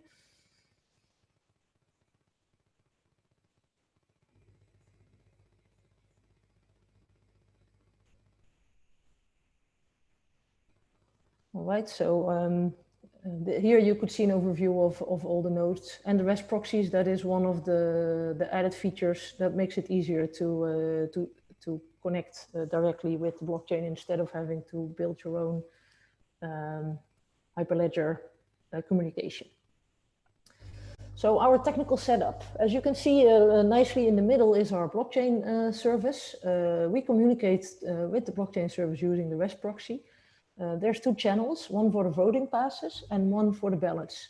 It's really important to us that there is no link whatsoever between the person who voted and the option that person voted for. So we put it in different channels and we put it in different chain codes. So there's no link. And if people want to know who voted what option, is it mostly people in the city or rural or older people or younger people or male or female? We have no idea. We don't store any data about the people, also not on the blockchain, but nowhere. And we also don't know what you voted for. So even if we would store data, we would still not know what you voted for, which is really important. Still, we offload data to an Oracle Autonomous Data Warehouse. Why do we do that? That's because we want to analyze, of course, the results, because you want to know what topic got the most votes. You can do that, obviously, also by querying the chain code. But when it's over, when the elections are done, when the decision has been made, we offload it to the data warehouse so you can analyze there. It's a digital platform. We did a couple of runs with 2 with a municipality and 1 with an event. And you can see if you open up, for example, for 2 weeks, that the first couple of days you have the most votes, and then it goes down a little bit. So when then somebody posts something on social media to encourage people to participate again, you see it going up again. And having these analytics gives us a good opportunity to advise our customers about what the best way is to promote it on social media, to see when people are voting most, whether it makes sense to try and help them at night or during the day. So this analytics is more around that than around the analytics of the voters, because we don't keep that data. As you can see in the front, we have the Oracle Kubernetes engine, and basically all of our business logic is sitting in here. So the voting chain code has very little logic. It only keeps track of the transactions, and it has a couple of rules about the transactions. For example, a voting pass, once it's used, it cannot be used again. That we check on the chain code. But other than that, all of our business logic is sitting in the Kubernetes engine in microservices on Node.js. I drew one big one here, but in reality, we have a couple of smaller ones. We also have an app for the organization that organizes the decision. So they can ask the question and they can set dates. So they can say, okay, people can vote from Monday to Friday, or the suggestions are closed right now. You show the results after the election, of course, because you don't want to influence people. So once the elections are closed, then we show the results. That is all done with this app, and you also decide how many voting passes you want. For some events, we have like 600. We also did a pilot with It's Me, a Belgian identification app that you guys might know, also available in Luxembourg, I think. And there we had a much smaller group, so we only needed like 10 voting passes. The dashboard, we're actually getting rid of that because we are thinking about the analytics cloud, but still we have a little bit of an app where we can see the results. Identification, of course, we say we don't store anything. So how do we know that people didn't vote? And how do we know you are eligible to vote? So the way we do that is we connect to It's Me, and we ask you to exchange your address with us. So when you log in the app, It's Me will send us your zip code, and based on that we know that you're eligible for this municipality vote or this country vote or whatever decision is being made. We don't store your data, it sits with It's Me, but we use it to authorize you to specific decisions, how do you want to call it? Once that decision, once you have a voting pass, it's associated with a GUID that we encrypt, so we cannot trace that back to you. If you log in again, you get the same voting pass back, but we don't know, still don't keep any data of you. Every time that you log in, we check what are you authorized to do based on the data we get from It's Me. That uses deep links and the JWE claims. We have an associated WordPress site, so when there's a decision, you can publish some explanation around that on WordPress, or you can use our YouTube channel to record a video around your decision. And for the groups that analyze the solution and that create a solution, they can use Rocket Chat to chat with each other. And that is when they do Jitsi, a video call is streamed to live to YouTube, and people can watch it again. Then, of course, there are some other options that if, for example, you are a company and you want to have a company decision, then we cannot check with It's Me whether you are eligible or not, because in that case, It's Me doesn't know that you're working for that company. So we ask some other tool that we can plug in. For example, Oracle Service Cloud is one of the VARDAM use cases we did to see if you're actually eligible to partake in this particular decision. So this is organization specific that we can plug in, but a lot of the data that we get from It's Me is enough to decide that you can participate. So as you can see, the Oracle blockchain is of course very important because it keeps the result of the votes. But the business logic, as I said before, it's not sitting on the chain codes. And one of the reasons for that, and I'll dive into that a little bit in a bit, is that once it's in the blockchain, it's immutable. And it being immutable is not just limited to the data, it's also the chain code that's immutable. Now, of course, I can create a new version of the chain code, and nowadays I can also upgrade the chain code in a channel, but the old one will still exist, right? So if I do an election and I want to change something in the business logic, that will be visible also in the chain code, and it makes it very complex to realize whether if I take my data from my previous version of the chain code, then I have to think about what it means if I look at that data on my chain code. So we prefer not to change the chain code, to keep that logic as clean as possible. It only checks state, and any other business logic, for example, whether you're eligible for this particular vote or not, we keep outside of the chain code. So it doesn't change that much. That's one important decision. It's so if people, if I have to say what is the most important part of this whole platform, it's hard to pick, but I would say that both the Kubernetes engine with the microservices and the blockchain are equally important, because you need both to be able to do something that makes sense. And then, of course, for communication, we use Jitsi and Rocket Chat, but that could be replaced by something else without really making a huge change to the character of the solution. It's just that Rocket Chat and Jitsi really fit with our philosophy of privacy and transparency. Now, if you look at the chain code, so you saw the overall platform setup where the blockchain is sitting in the middle. And as I said before, we have two chain codes, one for the voting passes and one for the options that you can vote for. And as I said before, that's really important because of, you know, in a democracy, it should be a secret what you voted for, so people cannot punish you afterwards. And this is also true in an organization. If you want people to truly participate and make sure that they don't feel they have to say something because their boss is saying it, or, you know, for any other reason, they're afraid that people might know what you voted for, that is usually not a good thing for getting an honest answer. So as I said, we keep them separate. So they're separate in the sense that they're on different channels. So from a logical perspective, they're on a different network, because nodes that are looking at the that are subscribed to the channel for the voting passes, they cannot see the ballots unless they are also subscribed to that, of course, but that is something that we don't allow. So we can keep track of who voted, not who voted, but whether your voting pass was used or not. And separately, we keep track of the ballots. It's very similar to how we vote in the Netherlands. We do it completely on paper, but you get a paper voting pass in the mail.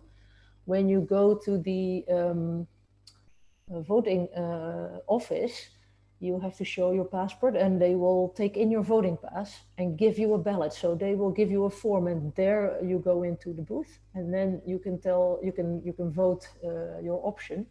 So that's the same way here. With It's Me, we know for sure that you are who you say you are. That will give you a voting pass. And once it's used, but we cannot in any way link it to your vote. It's on a separate ledger. People also can claim a voting pass. That's when you log in, and then you can cast your vote, and that vote will be added to one of the options. If you look at a voting pass, it has a number of states, so it can be issued. That is when the organization says, okay, I want to have 2,000 voting passes, for example, because you have 2,000 employees, or I want to have 20,000 because you have a municipality where 20,000 people are eligible to vote. So you issue the votes. Then when people log in, they claim one until they're all gone, or you can leave some unused. And then when they vote. And that is also something that is interesting to keep track of, is how many people how many of the issued voting passes were claimed. So how many people logged in. And then, of course, how many people that claimed the voting pass actually voted. And what we saw in a couple of pilots we did is that almost everybody who claims a voting pass votes, but not all the issued voting passes are used, obviously. So that means that to be successful, you have to make sure a lot of people log in, and that you make people aware of the fact that they can vote. The ballot has a similar type of state transition. You issue it, so you or dispense it once you know the options. It can be, as I said, when you can pick topics that are important, it can be a topic, or it can be a yes or no, I agree or not. Or in a more traditional way, you could even put a candidate, of course, on the ledger. And then once those are dispensed, they can be, the votes can be cast, and they are used. And that can be done until the election is closed. So then you can close the ballot.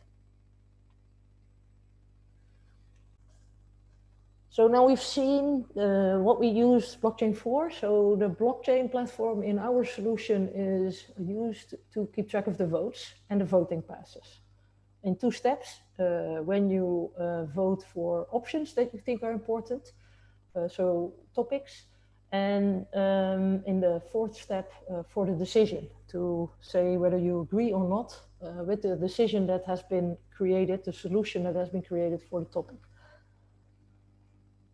These 2 steps are put on the blockchain, and we keep track of the voting passes that are used in a separate channel from the ballots. So I already discussed this in the previous picture. Is we minimize the code in the chain code. So if you look at what you can do, as I said, it's a regular programming language. So I could put a lot of business logic and a number of checks and rules and balances in the chain code if I want to. We limit that because the chain codes are immutable, and if you want to upgrade, you have to start a new ledger. Now, in the newest versions, I can import my data from the previous ledger into my new ledger. But as I said before, the functional meaning of that becomes quite complicated. So it's something that is not advisable. And it's a very similar problem to, I think, business process management tools and other process tools is, where do I stick my logic? And well, everybody knows that in the database world, there's also always a lot of debate where you want to keep your logic. But you can look at it from the perspective of PL SQL versus in your, I don't know, indexes or triggers or whatever, right? It makes sense to put the logic in the language and in the layer that separates it from other parts. So you don't want to create one huge PL SQL procedure to put everything in there, but you split it in packages and different procedures and functions. And basically we do the same. We don't put everything in the chain code. We split it to make sure that we don't have to change the chain code every time just because somebody decides that you get 4 votes instead of 3, or because somebody decides that I don't know, there might be some other decisions that we make. So we don't want to put too much business logic in there. Because we made that choice, of course, we needed backend services, the Node.js microservices. And that's how we decided to use Kubernetes and Node.js. I also explained this in detail already. We defined 2 independent chain codes. We could have put them on one chain code. We could have put them in 2 channels. We want to make absolutely sure there is no way that you can ever link the 2 together. So each citizen receives a voting pass to make sure they can only cast their vote once or multiple times, because the voting pass for the options has 3 votes, as maybe you remember from the picture. And then the ballot is in a separate ledger, and there's no links between the 2. At one point, I got a question from someone. They said, okay, but what if it's at the exact same moment that it's put on the ledger, but there's an ordering service that also needs to define whether the transaction will go through or not. So the chance that it's on the exact same moment is very slim, and still, even if it is, you still don't know for sure that that was that particular voting pass that voted at that time. Plus, even if you would know what voting pass it is, you still don't know who that person is. So there is a number of things that that make it difficult that way, or impossible to know who voted for what. Of course, it is important that you can only vote once, right? So that's why we do need the voting passes, because everybody knows how that works when you are on a digital survey. If you log in with a different email address or you throw away your cookie, you can vote again. Of course, we don't want that. So that is why we do have the voting pass. The advantage is that the impact is we cannot directly link citizen data to votes. We get this question often from people that want to use our product, and they have to use some other way of finding out who voted. So like you do today with polling, after the election, you can poll and ask people, what did you vote for? Do you want to tell me or not? You can do the same thing. So our platform is not meant to make voter analysis easier. We don't have any direct link to the citizen data. And if you want to know who voted, then you can do a traditional poll and ask people if they want to participate in that. Of course, we do need logic, as I said before, to check if a citizen has voted again. And we do that with the encryption of the ID that we get from its.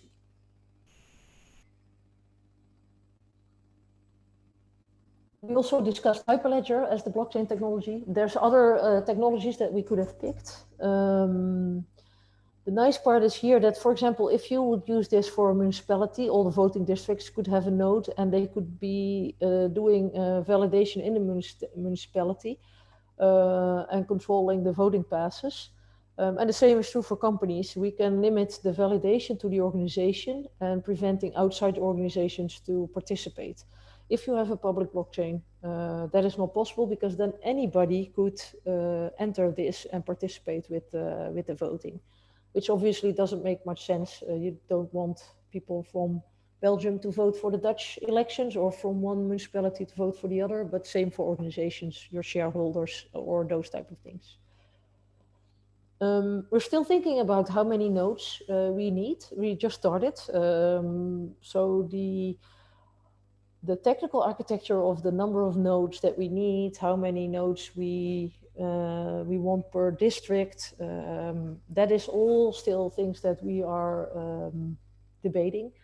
One of the advantages of what we're doing is that it's not that transaction heavy, right? It's not like we're doing share transactions or transactions like a telco or any other, where you have multiple transactions per second.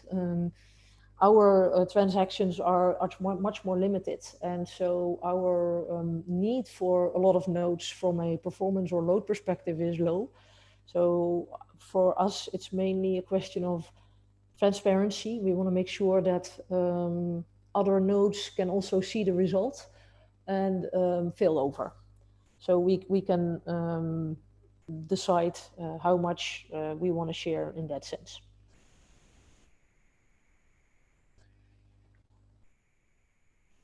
Yeah, we picked our Oracle Kubernetes engine as the container platform. Of course, I said before, we have some Node.js services to keep track of the business logic. We could also have run that as a standalone node server. We really like having lightweight containers. If you look at Node.js, it's really light. You don't need a lot of compute power, but we can have peaks. The nice part about Kubernetes, of course, is you can horizontally scale that. And that is even more important for the feature we added very recently, the video chat with Jitsi. If you run a video chat and you live stream that to YouTube, basically what you do in Jitsi is create a video bridge, and they recommend to have one per live stream. Now, obviously, we don't have 1 million customers that have thousands of live streams at the same time, but we do need to scale that horizontally. If we have multiple live streams going on at the same time, we like to have that available for the customer right away, and not telling them they have to wait until another live stream has stopped. Well, and the ease of use of deployment, we can very easily use Developer Cloud and deploy our new code if we make changes or upgrades or updates. And it's managed by Oracle, so it is easy to set up. Of course, you have to do a couple of things in terms of networking and deciding on load balancing. But other than that, it took away a lot of the hassle. Obviously, we have to create Docker containers for every backend and front end that we have. And for example, for the video chat, we're still figuring out what the best way would be to deploy that on Kubernetes. But for Node and other standard containers, it's really easy way to deploy.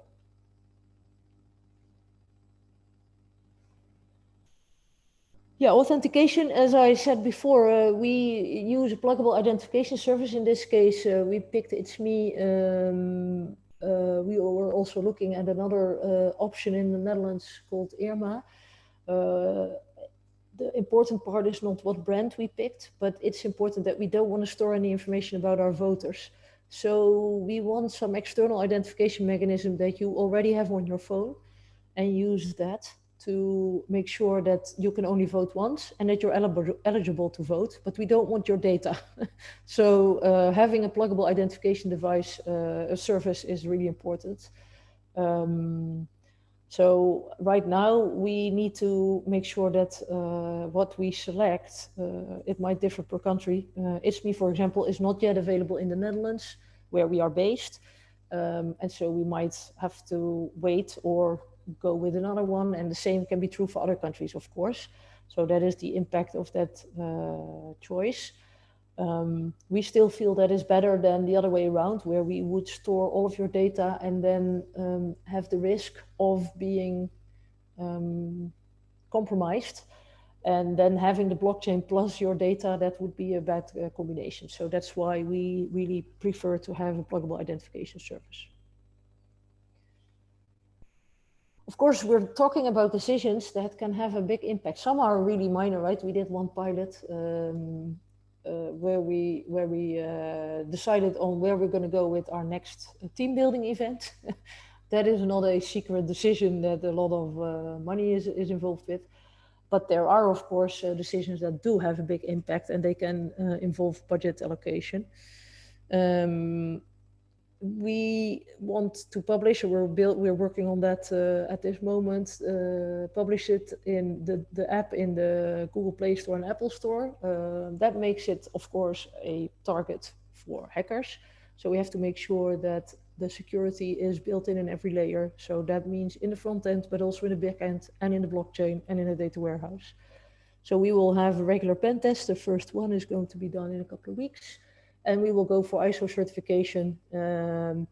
And of course, that's also one of the advantages of picking Oracle. You know, there's security in there as well. So if you look at what we do with the nodes, nobody can access them except through the load balancer. So there's a number of measures already in our cloud platform that also help us be secure. All right, so that sums up what we are doing right now. As I said, we have the platform, as I showed you, blockchain platform with node services, blockchain for the votes, the node services for the business logic, video conferencing and chat, and then the data warehouse for analysis. But what is on our roadmap? As I said, the security is really important. We have it built in now. We want to get checked. So we'll have pen tests and get our ISO certification to make sure that we adhere to all the rules that are relevant. And a new functionality that we want to add is budgeting. So right now, if we have a decision, the decision that you can make in the end is that you can say, okay, yes or no, I agree with this decision. And when you do the prioritization, you can put 3 votes on your favorite topics. So say I have a list of 15 topics in a municipality, and the municipality has to cut their budget. I can put 3 votes, so 1 vote per topic. I can pick 3 topics and say, okay, you are not allowed to cut the budget for safety, for environment, and for education, for example. The next step we want to do is that you don't prioritize the topics, but that you actually say, okay, for this year, I want 10% of the budget to go to security, 20% to environment, and 30% to education, and then the rest you divide evenly, so that when you are going to create the solution and decide on the solution, there's already a budget attached to it. So the budgeting will give I think, better, or in some cases, not in all cases, but in some cases it will give a more precise insight in what people think is important and how much money you should spend on it. Because often when you ask people, what do you think is important?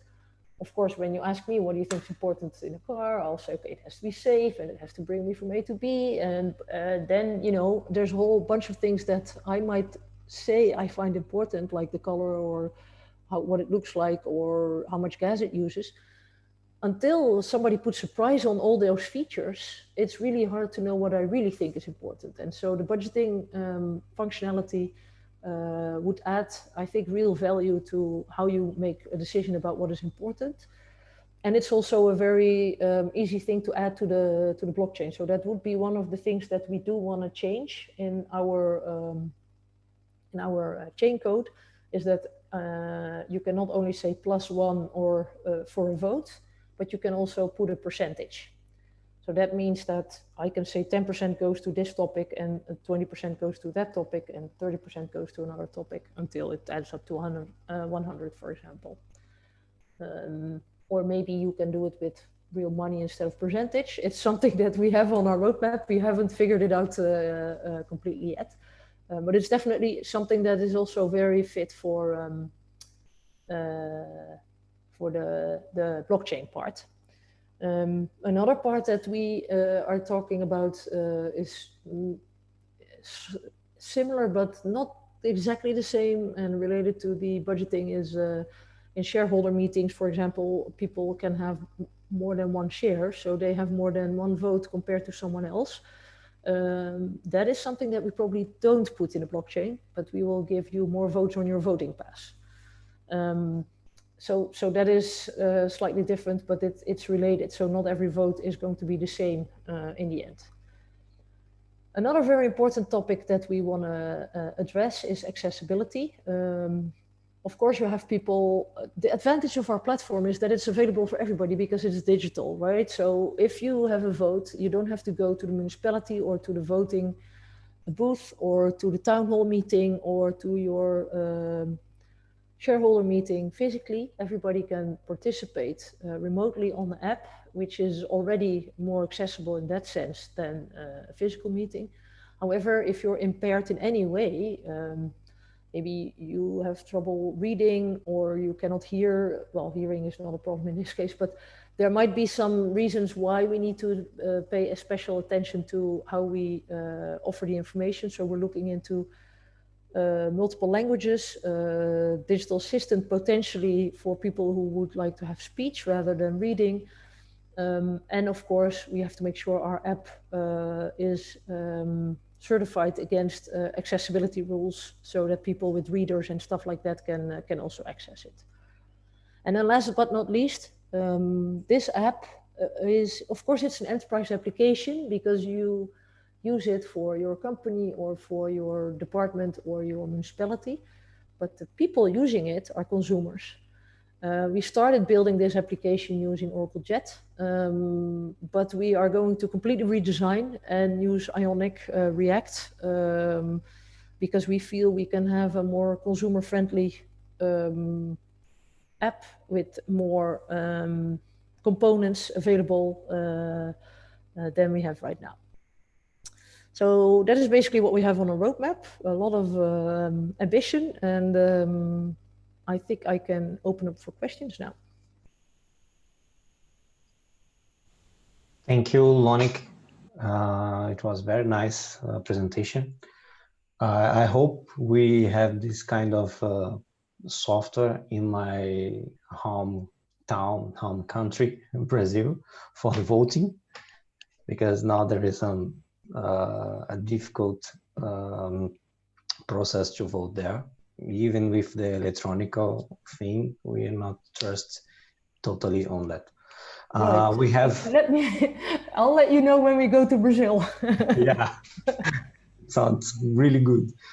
So we have a question here from audience. As you probably know, high availability is the main concern for many platforms.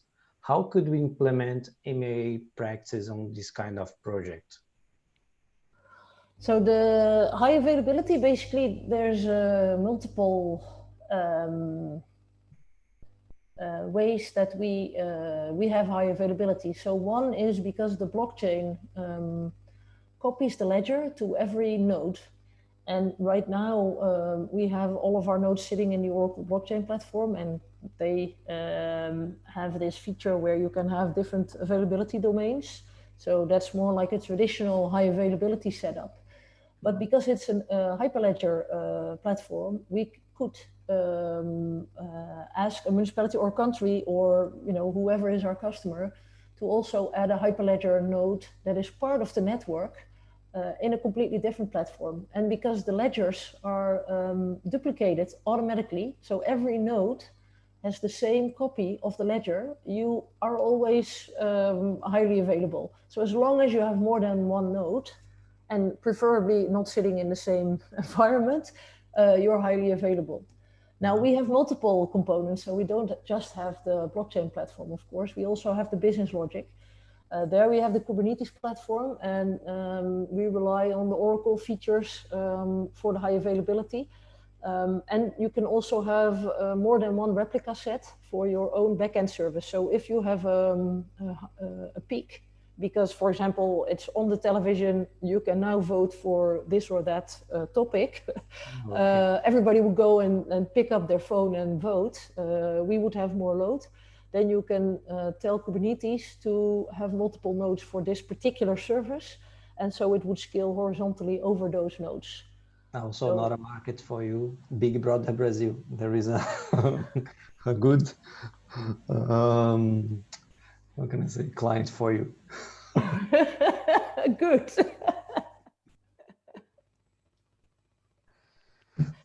So, any more questions? No, I don't think so. So,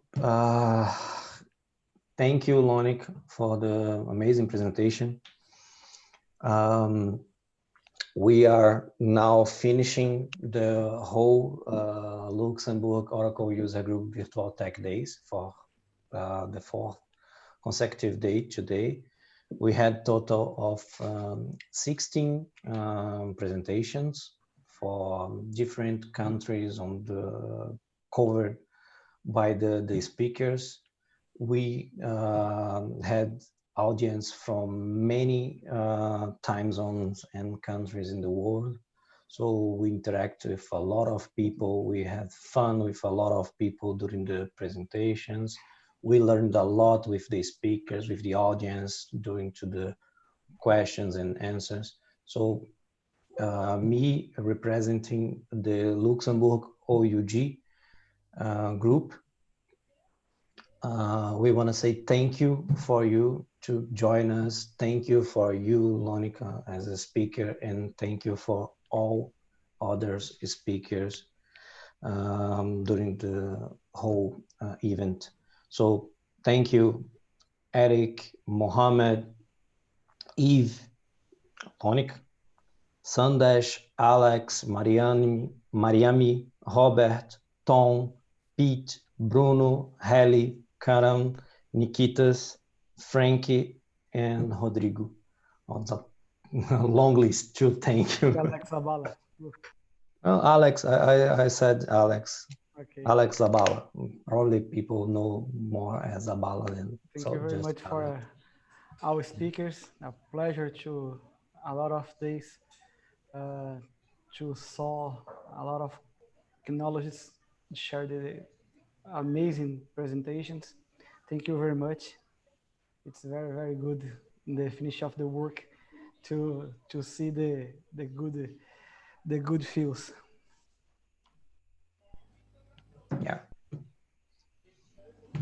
So let's see you again in the next events.